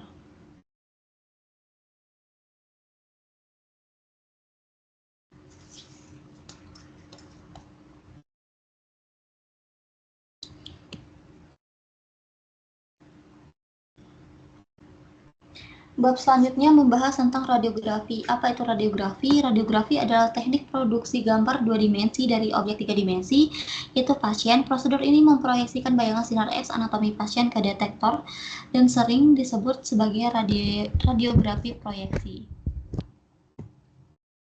Sumber radiasi dalam tabung sinar X berasal dari titik kecil dan sinar X yang dihasilkan dari titik tersebut menyebar atau divergen saat bergerak menjauhinya. Karena divergensi berkas sinar, kolimpasi sinar X meluas dan intensitasnya berkurang seiring jarak dari sumbernya. Radiografi sinar X menghasilkan perbesaran tertentu dari objek yang difoto. Radiografi dilakukan dengan menempatkan sumber sinar X di satu sisi pasien dan detektor di sisi yang berlawanan. Geometri pencitraan transmisi proyeksi telah dijelaskan. Pembesaran dapat didefinisikan secara sederhana sebagai M sama dengan L image per L objek.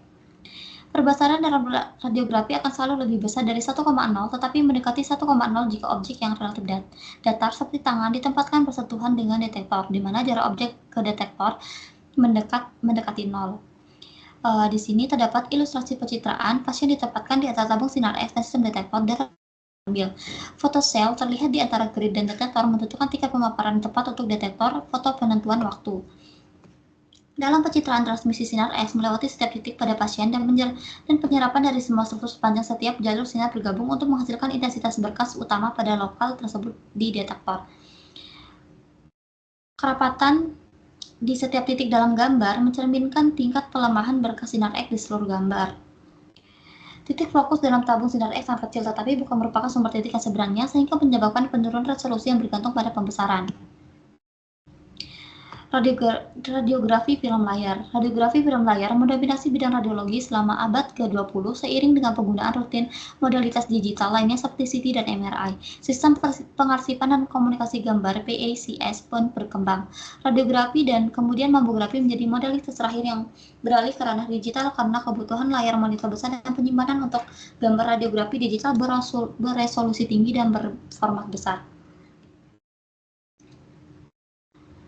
Di sini terdapat diagram yang menunjukkan berbagai lapisan dalam kaset film layar sisi ganda dengan film emulsi ganda yang terletak di dalam layar dengan dua penguat.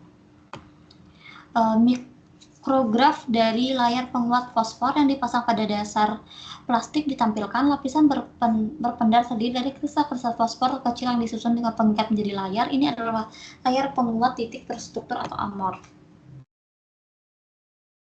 Layar dalam radiografi layar digunakan untuk meningkatkan efisiensi penyerapan sinar X dengan mengubah foton sinar X menjadi cahaya tampak yang kemudian menampakkan film. Film radiografi terdiri dari dasar plastik tipis yang dilapisi emulsi sensitif cahaya berisi kristal halida perak 95% AgBr dan 15% Agl dalam gelatin larut air. Film processing, ketika film dikembangkan dalam peredaman kimia berair yang mengandung zat reduksi yang disebut pengembang atom Ag logam pada pusat gambar laten bertindak sebagai katalis, menyebabkan ion perak yang tersisa dalam butiran itu terreduksi.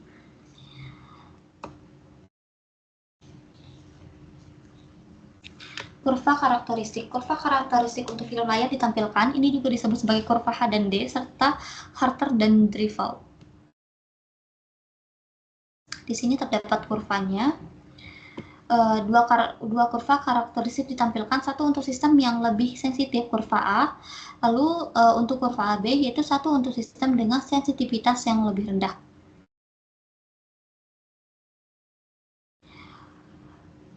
Komput radiografi atau CR diperkenalkan pada tahun 1970-an, melihat peningkatan penggunaan pada akhir 1980-an dan digunakan secara luas pada pergantian abad karena banyak departemen memasang PACS.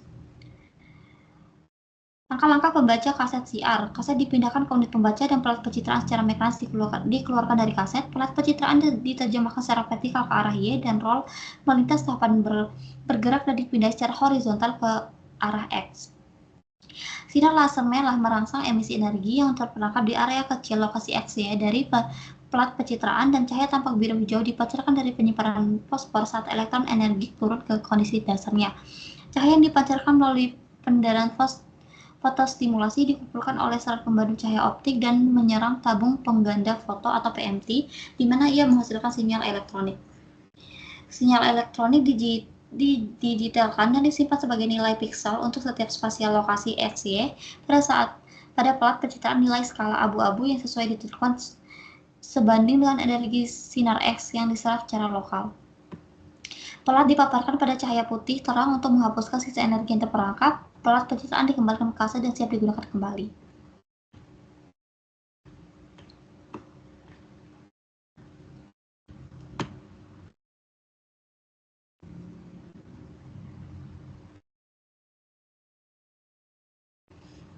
Penjelasan selanjutnya masih dengan radiografi. Perangkat berpasangan muatan dan pelengkap detektor semikonduktor oksida logam. Detektor perangkat Chair Coupled Device atau CCD fungsi membentuk gambar dari cahaya tampak digunakan dalam kamera televisi kelas komersial dan dalam aplikasi ilmiah seperti astronomi. Chip CCD terbuat dari kristal silikon yang bersifat fotosensitif.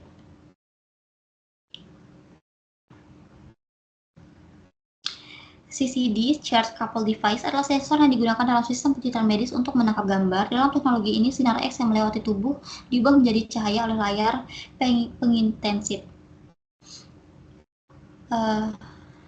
CMOS, Complementary Metal Oxide Semiconductor, adalah teknologi alternatif untuk sensor CCD dalam pencitraan medis. Menggunakan chips berbasis silikon dengan detektor fotosensitif, kapasitor penyimpanan, dan elektron pembacaan aktif yang bekerja pada tegangan rendah. TFT atau thin film resistor terbuat dari silikon amorf di mana menggunakan teknik etsa litograf untuk menyimpan komponen elektron dan sambungan yang diperlukan guna pengoperasian detektor sinar X. Detektor array TFT adalah dalam area besar yang kemudian dibagi menjadi beberapa bagian cells yang kemudian disusun secara matriks.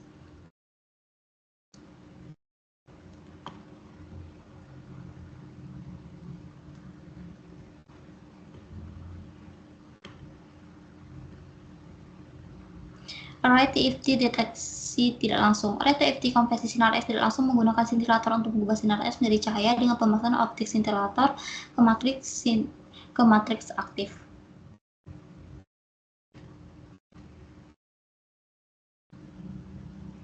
Faktor teknik dalam radiografi. Prinsip sinar X dalam radiografi, faktor utama yang digunakan adalah tegangan, waktu, dan X-ray.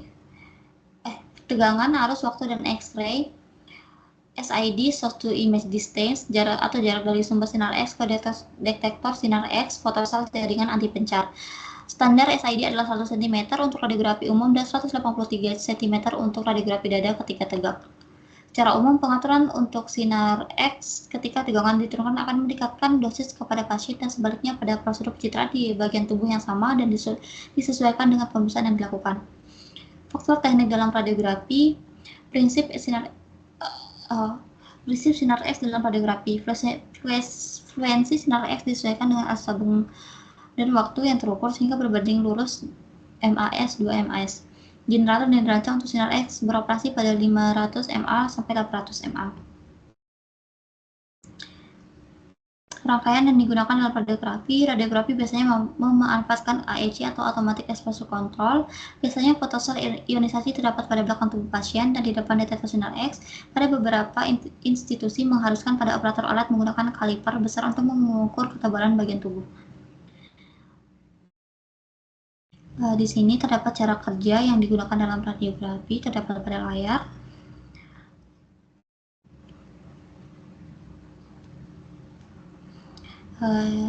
Pada gambar di layar merupakan ilustrasi rangkaian AEC dan konfigurasi standar SID. Di sini SID-nya 100 cm.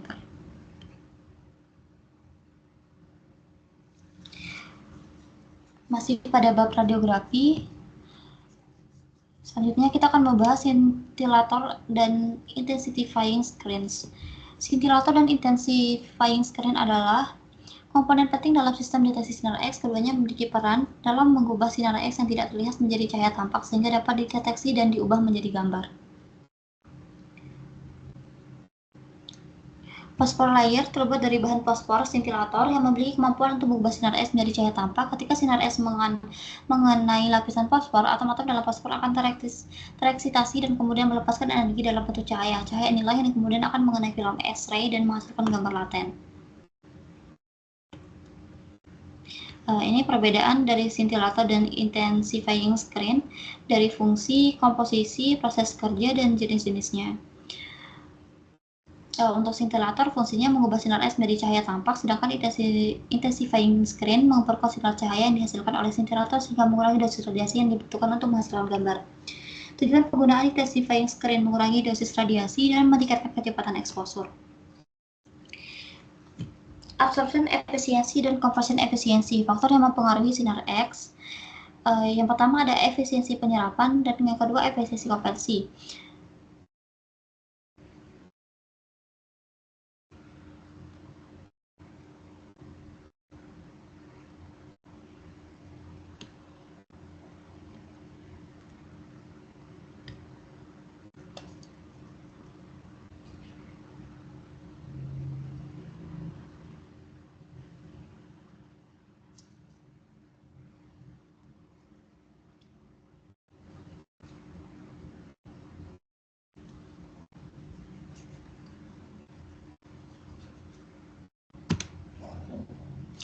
Selanjutnya detektor radiografi dosis pasien dan indeksi paparan.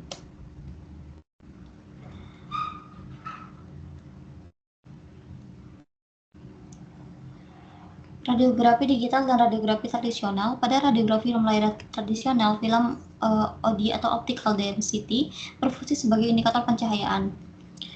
Radiografi digital memiliki potensi untuk dose-creep, peningkatan dosis berlebih lebih tinggi karena gambar overexpose sering terlihat lebih baik. Sistem radiografi digital menghitung EI yang menunjukkan jumlah radiasi yang mencapai detektor, namun ini tidak mencerminkan dosis pasien. DI atau deviasi index digunakan untuk mengukur apakah eksposur yang tepat telah tercapai, di mana nilai 0 menunjukkan eksposur ideal. Radiografi energi ganda, teknik ini merupakan teknik yang digunakan untuk mengurangi noise anatomis dan memisahkan komponen tulang dan jaringan lunak melalui pengambilan gambar pada energi sinar X yang berbeda.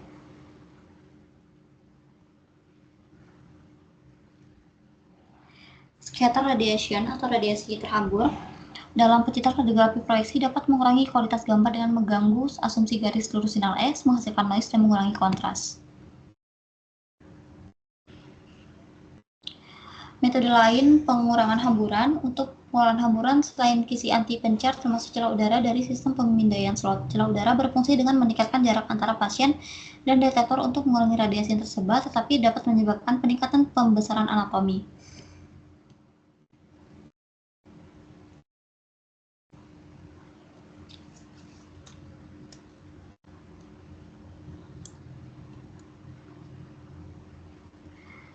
Bab selanjutnya mamografi.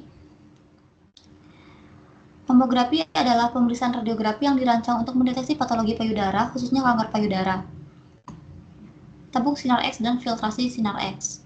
Rangkaian katoda dan filamen tabung sinar X mamografi dikonfigurasikan dengan filamen ganda dalam cawan pemfokusan untuk menghasilkan ukuran titik fokus 0,3 dan 0,1 mm dengan ukuran titik fokus yang terakhir digunakan untuk studi pembesaran guna mengurangi keburaman geometris. Molybdenum adalah bahan target anoda yang paling umum digunakan dalam tabung sinar X mamografi. Ukuran nominal titik fokus 0,3 hingga 0,4 mm untuk mamografi kontak dan 0,10 hingga 0,15 mm untuk pencitraan pembesaran mengurangi keburaman geometris sehingga pengapuran mikro dapat diatasi. Port tabung, filtrasi tabung, dan kualitas sinar X. Port tabung dan filter tabung yang ditambahkan berperan penting dalam membentuk spektrum energi sinar X mamografi. HVL atau half value layer atau lapisan setengah nilai dari bekas sinar X mamografi berkisar antara 0,3 hingga 0,7 mm. Keluaran tabung dan laju keluaran tabung. Output tabung adalah ukuran intensitas sinar X, biasanya dinormalisasi ke MAS atau ke 100 MAS pada jarak tertentu dari sumber. Laju keluaran tabung adalah laju kerma udara pada jarak tertentu dari titik fokus antara sinar X dan merupakan fungsi dari arus tabung yang dapat dicapai untuk waktu pemaparan yang diperpanjang. Penyelarasan tabung sinar X dan kolimasi sinar. Penyelarasan tabung sinar X dan kolimator sangat penting untuk memastikan bahwa sumbu pusat sinar X tegak lurus dan bidang reseptor gambar dan memotong bagian tengah tepi dinding pada dada reseptor gambar. Generator sinar X dan sistem phototimer. Pembagi sinar X, generator sinar X pada mamografi mirip dengan generator biasa, namun menggunakan tegangan lebih rendah, memiliki kontrol otomatis atau EC, dan kompensasi muatan ruangan.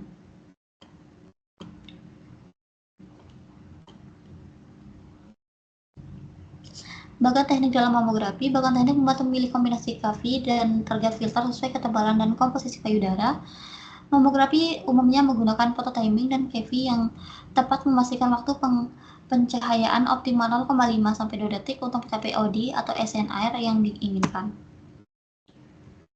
Kompresi radiasi dan terhambur dan pembesaran. Tujuan kompresi mengurangi tumpang tindih anatomi, ketebalan jaringan, dan gerakan payudara untuk kualitas gambar yang lebih baik.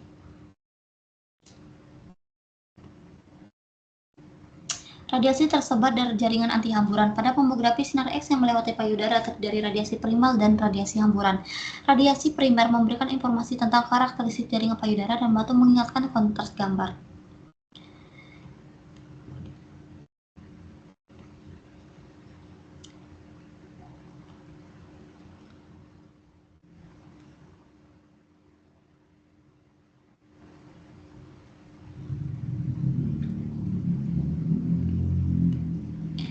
Masih pada bab mamografi, desain sistem film layar mamografi. Detektor film layar mamografi terdiri dari kaset, layar yang mengintensifkan, dan film yang peka terhadap cahaya. Perekaman film dan pemrosesan film. Perekaman film pada sistem mamografi berbasis film. Film disimpan dalam kaset yang dilapisi layar intensifikasi. Pemrosesan film. Setelah film dipaparkan, film tersebut direndam dalam larutan pengembang untuk memunculkan gambar laten menjadi gambar nyata.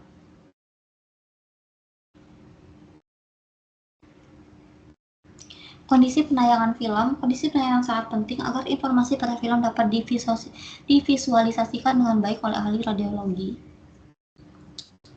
Variabilitas respon kontras layar film. Kontras radiografi itu perbedaan densitas optik atau OD pada film yang dihasilkan dari variasi kontras, perbedaan transmisi sinar X yang dipengaruhi oleh anatomi.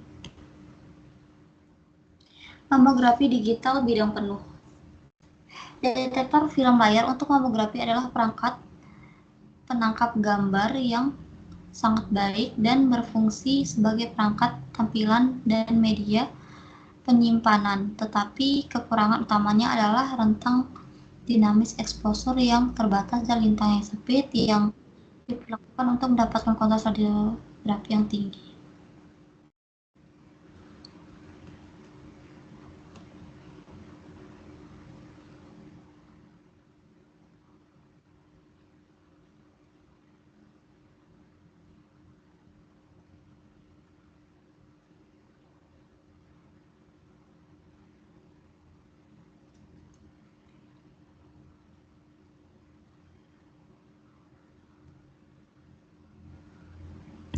Memproses dan melihat mamografi digital.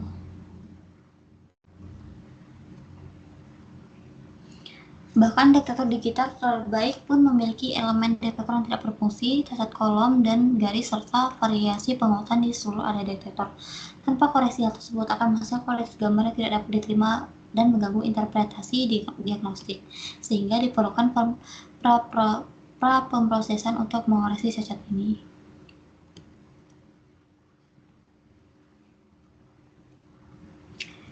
Deteksi berbantuan komputer dan sistem diagnosis berbantuan komputer. CIDE adalah algoritma yang mengidentifikasi pola dan mencocokkan ciri-ciri pada mamografi digital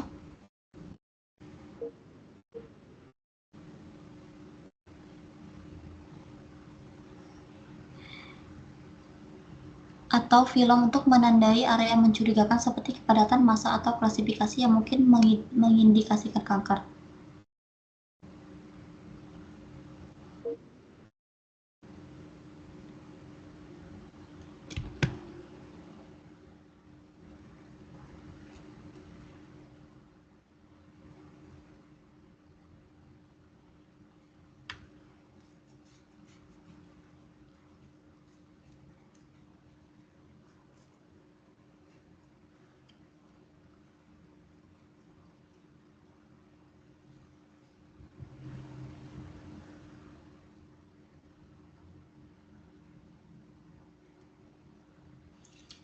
Kemudian persyaratan regulasi mamografi. Tujuan mamografi, deteksi dini. Mamografi membantu mendeteksi kanker payudara pada tahap awal ketika mungkin sulit untuk dirasakan. Pencegahan deteksi dini memungkinkan perawatan lebih awal dan peluang yang lebih tinggi untuk penyembuhan, dan membantu mengevaluasi pertumbuhan atau perubahan pada payudara termasuk hasil perawatan sebelumnya.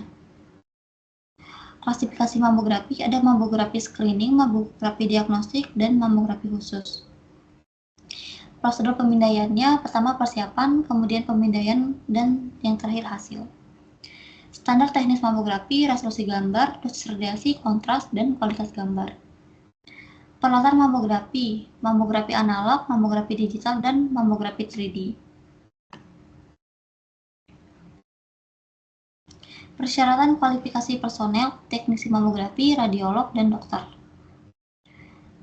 Protokol keselamatan pasien, proteksi radiasi, keselamatan pasien, kerahasiaan, dan informasi, serta konsultasi. Pengenalan Phantom akreditasi mamografi. Tujuan dan manfaat Phantom akreditasi yaitu yang pertama, standarisasi kualitas Phantom akreditasi memastikan bahwa sistem mamografi memenuhi standar kualitas yang telah ditetapkan. Kemudian evaluasi berkala, dan yang terakhir peningkatan akurasi diagnostik. Komponen utama Phantom akreditasi yang pertama Phantom jaringan, mikrokalkulasi, dan fibroglandular. Evaluasi kualitas gambar menggunakan Phantom, pertama pemindaian Phantom, kedua analisis gambar, dan ketiga perbandingan dengan standar. Kriteria penilaian kualitas gambar, ketajaman, kontras, dan noise. Prosedur pengujian dengan Phantom, pertama yaitu pemilihan Phantomnya, kemudian pemindaian Phantom, selanjutnya analisis gambar, dan yang terakhir dokumentasi hasil.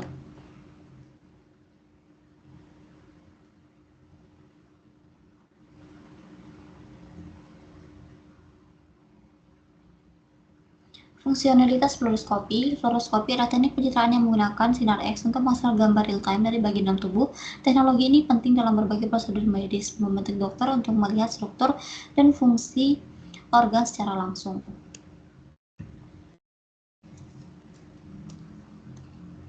Sistem detektor fluoroskopi dan mode operasi.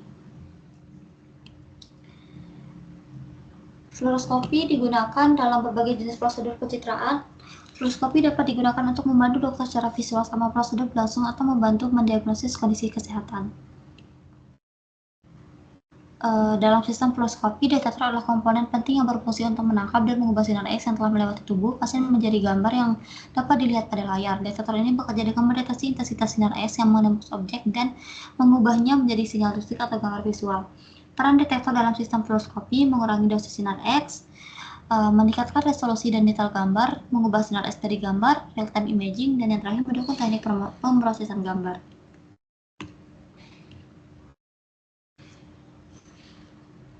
Sistem optik elektron, sinar X diubah menjadi cahaya yang kemudian mengeluarkan elektron dari layar masukkan ke dalam volume evakuasi 2. Energi kinetis setiap elektron meningkat drastis seiring dengan kecepatan akibat perbedaan tegangan antara katoda dan anoda. Elektron dilepaskan dari fotokatoda dengan energi kinetik yang sangat kecil. Elektroda peratera membentuk medan listrik, memfokuskan elektron dengan benar ke lapisan keluaran, di mana elektron energik menyerang fosfor keluaran dan menyebabkan pancaran cahaya tampak.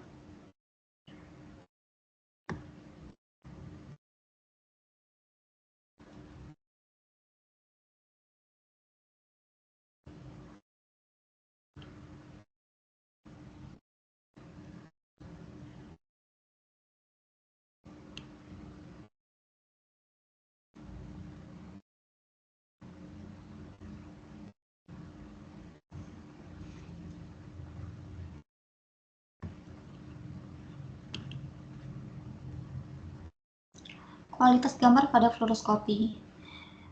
Kualitas gambar dalam fluoroskopi dipengaruhi oleh beberapa jenis resolusi yang perlu dioptimalkan yang akurat dan aman. Ada 3 aspek utama yang menentukan kualitas gambar dalam fluoroskopi. Yang pertama, resolusi kontras, resolusi temporal, dan resolusi spasial. Resolusi kontras, definisi dan tantangannya lebih rendah dari radiografi karena tingkat SNR lebih rendah. Pengukuran biasanya dilakukan dengan phantom atau uji yang memiliki lubang-lubang dan kedalaman berbeda. Digunakan untuk mengurangi hamburan sinar X yang bisa menurunkan kontras tetap meningkatkan dosis pada pasien.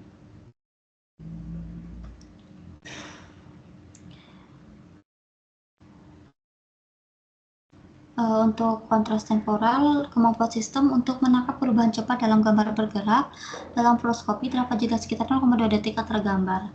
Sistem sering mengorbankan sedikit resolusi temporal untuk mendapatkan kontras yang lebih baik. Kemudian resolusi spasial, kemampuan sistem untuk memperlihatkan detail kecil dalam gambar. Frekuensi Nyquist adalah batasan teoritis resolusi maksimum. Semakin besar VOV, semakin rendah resolusi spasialnya. Pada bagian ini dijelaskan bahwa resolusi spasial dalam fluoroskopi bergantung pada field of view dalam gambar 9.13.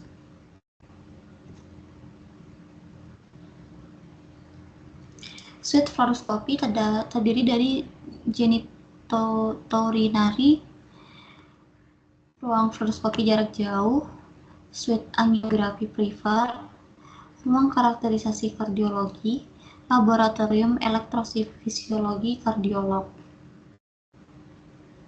sistem angiografi biplane, ruangan fluoroskopi C bergerak, dan yang terakhir ada dosis radiasi, tingkat dosis pasien, laju paparan masuk maksimum yang diizinkan ke pasien untuk fluoroskopi normal adalah 87,3 mg per m.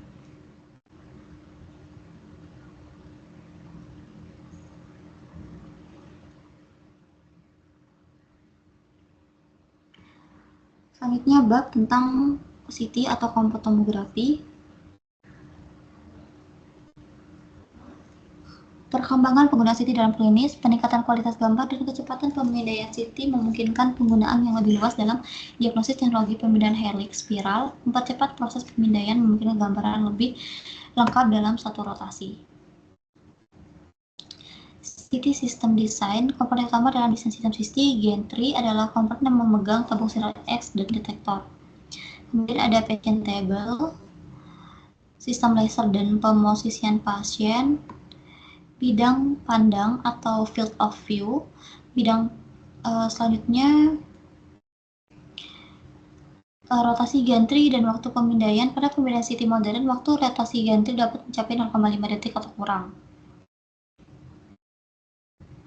Keamanan sistem slip ring tidak hanya memungkinkan rotasi bebas tanpa kabel, tetapi juga mendukung proses sinar X yang kontinu selama pemindaian spiral. Modes of CT acquisition, pertama scan projection radiograph, kemudian basic axial atau sequential acquisition, yang ketiga helical spiral acquisition,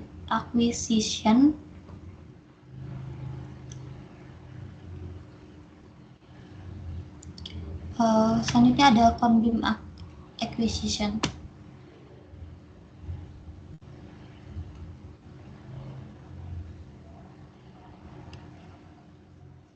Dual energi CT, prediksi awal Hochschild. Dalam catatan awalnya, Hochschild meramalkan penggunaan CT untuk metode dual energi decomposition guna memisahkan densitas dari kompresi untuk material.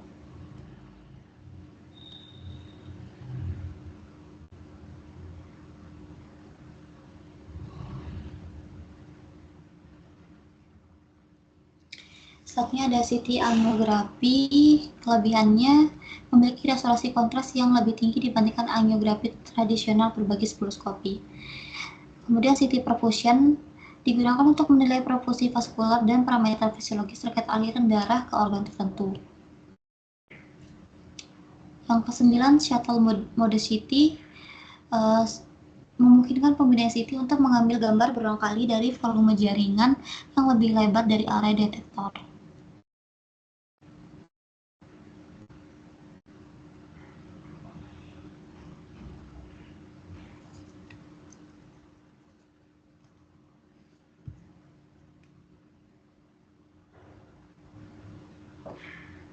Rekonstruksi CT.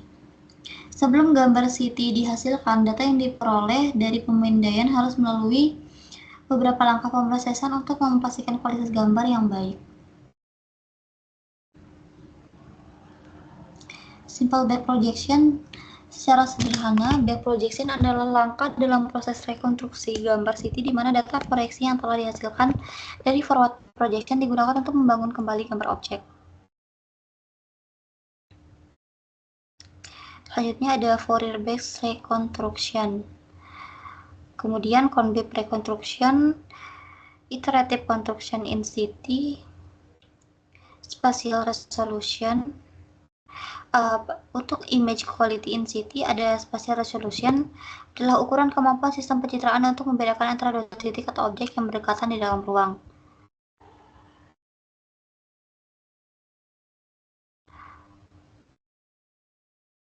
Di sini sudah dijelaskan pada bab CT atau computed tomography sebelumnya untuk resolusi dari CT-nya.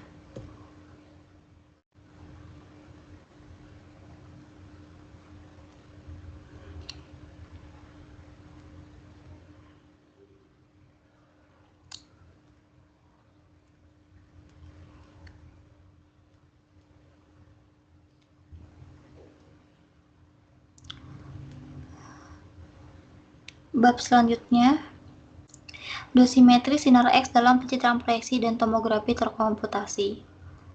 Jaringan atenuasi sinar X dalam jaringan. Ketika sinar X digunakan untuk mencitrakan pasien, sinar X primer akan mengenai jaringan yang masuk dalam tubuh pasien dan dilemahkan pada kedalamannya. Metrik terkait dosis dalam radiografi dan fluoroskopi. Keluaran tabung sinar X mgy per 100 mAs. Sebagian besar prosedur kontrol kualitas berkala yang dilakukan pada sistem radiografi melibatkan pengukuran kerma udara di sebagai fungsi mAs pada jarak tertentu dari sumber sinar X pada rentang keV. Geometri pencitraan sinar X jarak sumber ke kulit atau SSD dilakukan pada jarak sumber ke detektor 1 cm, radiografi dada 183 cm. Estimasi kerma kulit pintu masuk ESK adalah ukuran pengganti dosis yang digunakan dalam radiografi proyeksi. Estimasi kulit dalam radiografi menunjukkan intensitas radiasi sinar X-ray mengenai permukaan kulit. Dosis kulit dalam fluoroskopi akan membantu mengukur apakah efek dermatologis seperti epilepsi atau eritema dapat terjadi. Perhitungan dosis Monte Carlo. Monte Carlo menggunakan simulasi komputer untuk mempelajari deposisi dosis selama paparan sinar X. Biasanya perhitungan Monte Carlo dilakukan pada rentang energi sinar X misalnya 10 hingga 140 keV kali 1 keV. Untuk radiografi, simulasi Monte Carlo telah dilakukan untuk serangkaian proyeksi pencitraan standar yang lengkap seperti radiografi dada, AP, dan lateral.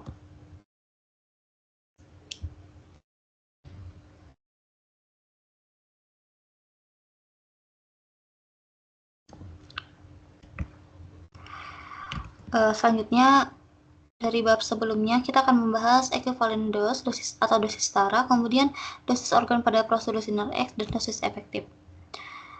Dosis ekuivalen dalam industri seperti tenaga nuklir atau fasilitas proyeksi isotop partikel seperti neutron, partikel apa, dan ion energi dapat menjadi sumber dosis radiasi. Efektivitas biologis relatif dari radiasi partikel bermuatan berat ini dengan foton sinar X atau gamma dan elektron energi yang mereka hasilkan diwakili oleh faktor pembobotan radiasi WR. Organ dose from X-ray procedures. Karena radiosensitivitas setiap organ berbeda, perhitungan dosis organ untuk dosimetri sinar X dianggap sebagai cara paling akurat untuk mendeteksi radiasi secara keseluruhan.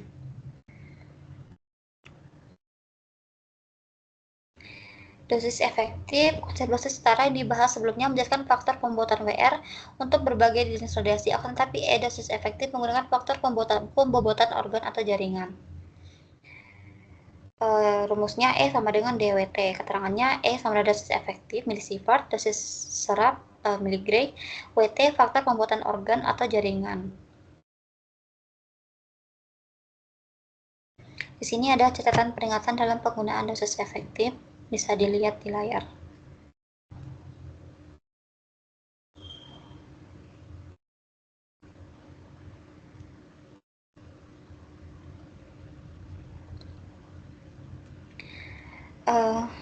Selanjutnya absorb dose in radiography and fluoroscopy, kemudian CT dosimetri dan organ dose, dan computation of radiation risk to the generic patient.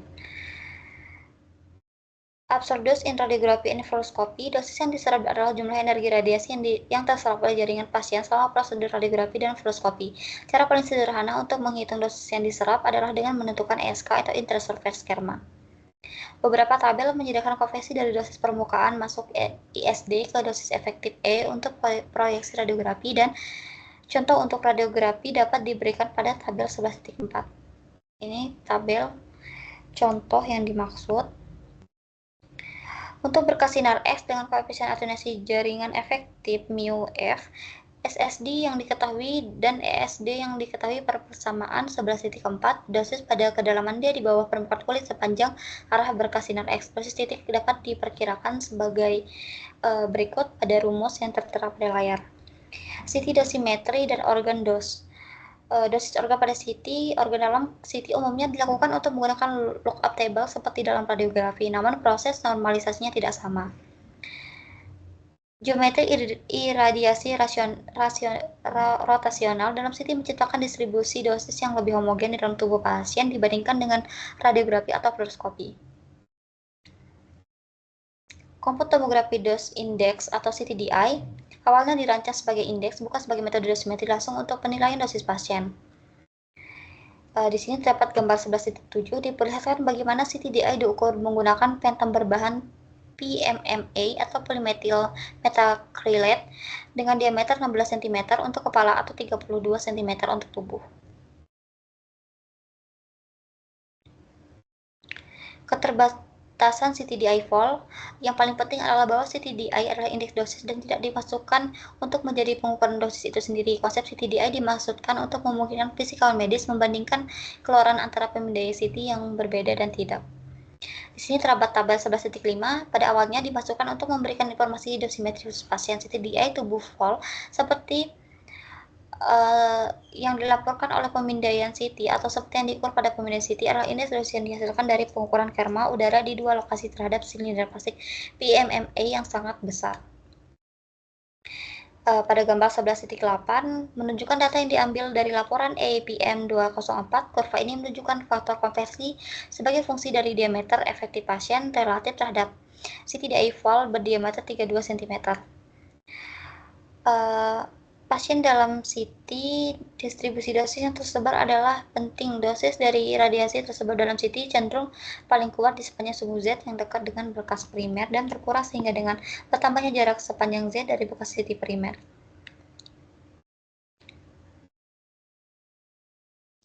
Dosis dalam perfusi CT. Studi perfusi CT digunakan untuk mengevaluasi fungsi pembuluh darah dalam organ, terutama otak, dengan menggunakan pemindaian CT yang memiliki cakupan cukup luas di sepanjang sumbu Z, seperti 30 hingga 40 mm. Pemindai ini secara berulang kali memeriksa organ selama injeksi agen kontras, biasanya melakukan pemindaian 1 kali per detik selama 40 hingga 50 detik. Perhitungan risiko radiasi pada pasien umum. Estimasi risiko radiasi dari prosedur pencitraan medis biasanya dilakukan terlebih dahulu dengan menghitung dosis organ dari prosedur tersebut. Penilaian dosis organ biasanya dilakukan dengan menggunakan pasien berukuran umum, dan di posisi dosis dihitung dengan menggunakan prosedur Monte Carlo berdasarkan prosedur pencitraan medis yang dilakukan.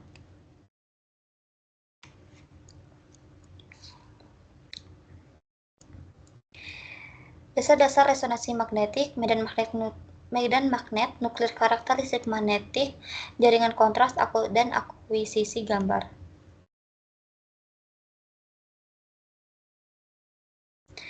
Resonansi magnetik nuklir atau NMR adalah studi spektroskopi sifat magnetik inti atom. Resonansi adalah penggandingan energi yang menyebabkan masing-masing inti ketika ditempatkan dalam medan magnet luar yang kuat secara selektif menyerap dan kemudian melepaskan energi yang unik untuk inti atom dan lingkungan sekitarnya. Magnetisme adalah sifat mendasar dari materi. Magnet dihasilkan oleh muatan yang bergerak, biasanya elektron. Sifat magnetik bahan dihasilkan dari pengaturan dan gerakan elektron dalam domain magnetik yang acak atau tidak acak, yang merupakan entitas terkecil dari magnet. Medan magnet dapat diinduksi oleh muatan yang bergerak di dalam kawat. Magnet adalah jantung dari sistem MR. Untuk jenis magnet tertentu, kriteria kinerja meliputi kekuatan magnet, stabilitas temporal, dan homogenitas medan.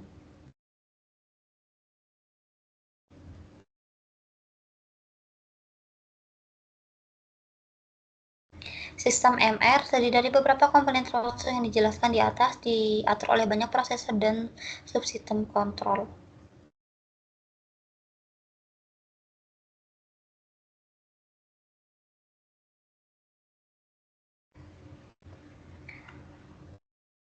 Masih dengan materi magnetic resonance basics.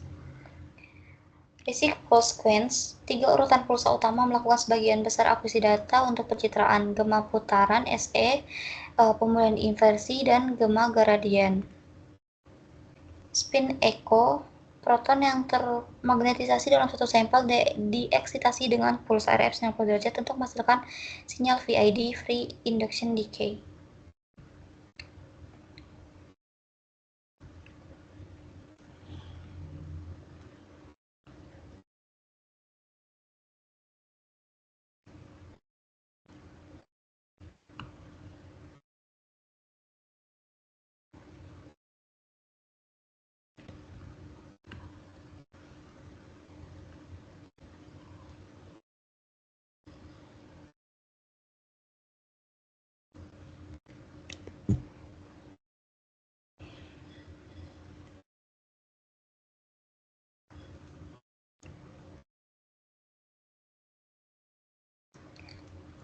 Bab terakhir yaitu pencitraan resonansi magnetik. Pencitraan kontras, perfusi, dan difusi. Perfusi jaringan melalui lapisan kapiler memungkinkan pengiriman oksigen dan nutrisi ke sel dan pembuangan limbah misalnya CO2 dari sel.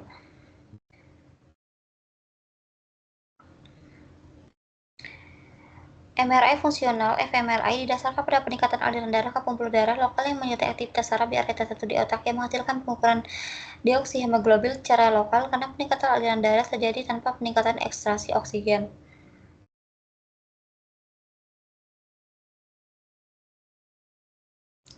Pencitraan tertimbang difusi. Difusi berhubungan dengan gerakan acak molekul air dalam jaringan interaksi struktur seluler lokal dengan pergerakan molekul air menghasilkan difusi anisotropik yang bergantung pada darah misalnya dalam materi putih jaringan otak.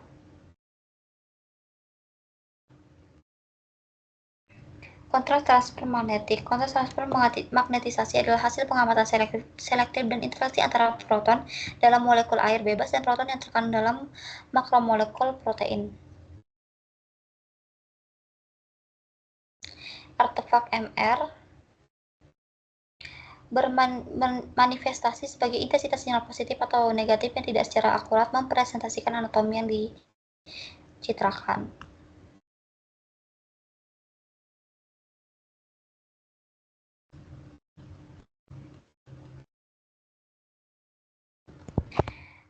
Artefak coil RF, komparan permukaan RF menghasilkan variasi dalam keseragaman di seluruh gambar yang disebabkan oleh variabilitas eksitasi RF, pelemahan dan ketidaksesuaian dan penurunan sensitivitas dengan jarak.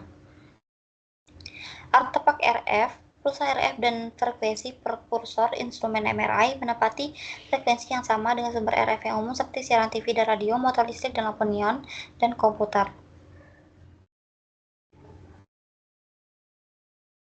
Kesalahan key space, kesalahan dalam pengkodean ruang key mengaruhi semua area gambar yang direkonstruksi dan menyebabkan penumpukan pola gelombang artifaktual di seluruh VOV.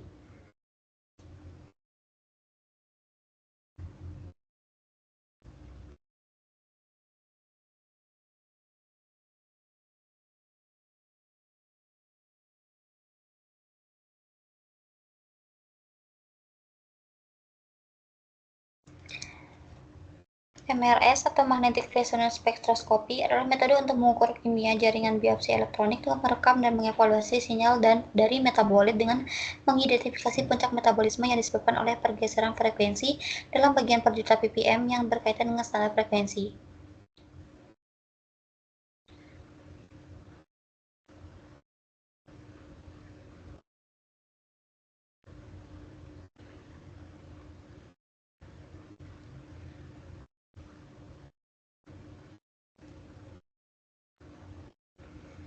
Komponen pendukung dalam MRI. Komponen tambahan diperlukan untuk berfungsi sistem MR dengan baik. Terdapat kumparan SIM dan kumparan gradien. Kumparan frekuensi radio, jenis kumparan RF, kumparan video Birdcage, kumparan permukaan, kumparan intrakaviter, dan kumparan phase array. Subkomponen sistem MR. Sistem MR terdiri dari beberapa komponen penting termasuk antarmuka kontrol, sumber RF, detektor, penguat, konverter analog ke digital, pemogram pulsa, sistem komputer, suplai daya gradien, dan layar tampilan gambar. Penempatan magnet,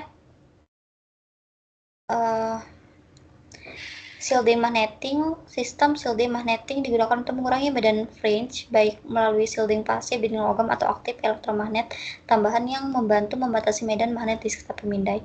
Faraday cage. Ruang MRI biasanya dilengkapi dengan Faraday cage yang terbuat dari lembaran atau jaring tembaga yang melapisi dinding dan jendela. Di sini terdapat quality control pada tabel 13.4 recommend QC test for MRI system. Di sini di tabel 13.4 itu yang harus di QC pada MRI. Bioefek dan keamanan MRI. MRI adalah teknologi penelitian medis yang non-ionisasi yang aman, namun ada berbagai potensi risiko terkait medan magnet, energi RF, dan medan gradien. Keamanan menjadi aspek penting dalam mencegah risiko pada pasien dan personel.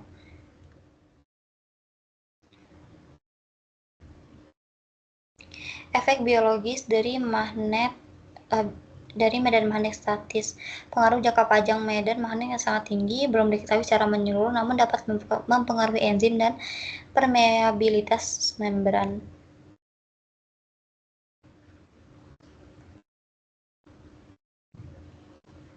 Personel MRI dan zona keselamatan MRI. Zona keselamatan MRI ada zona 1, 2, 3, dan 4. Zona 1 area terbuka untuk umum. Zona 2 area registrasi dan screening pasien. Zona 3 area terbatas hanya untuk personel terlatih. Dan zona 4 ruang pemindaian dengan medan magnet tinggi.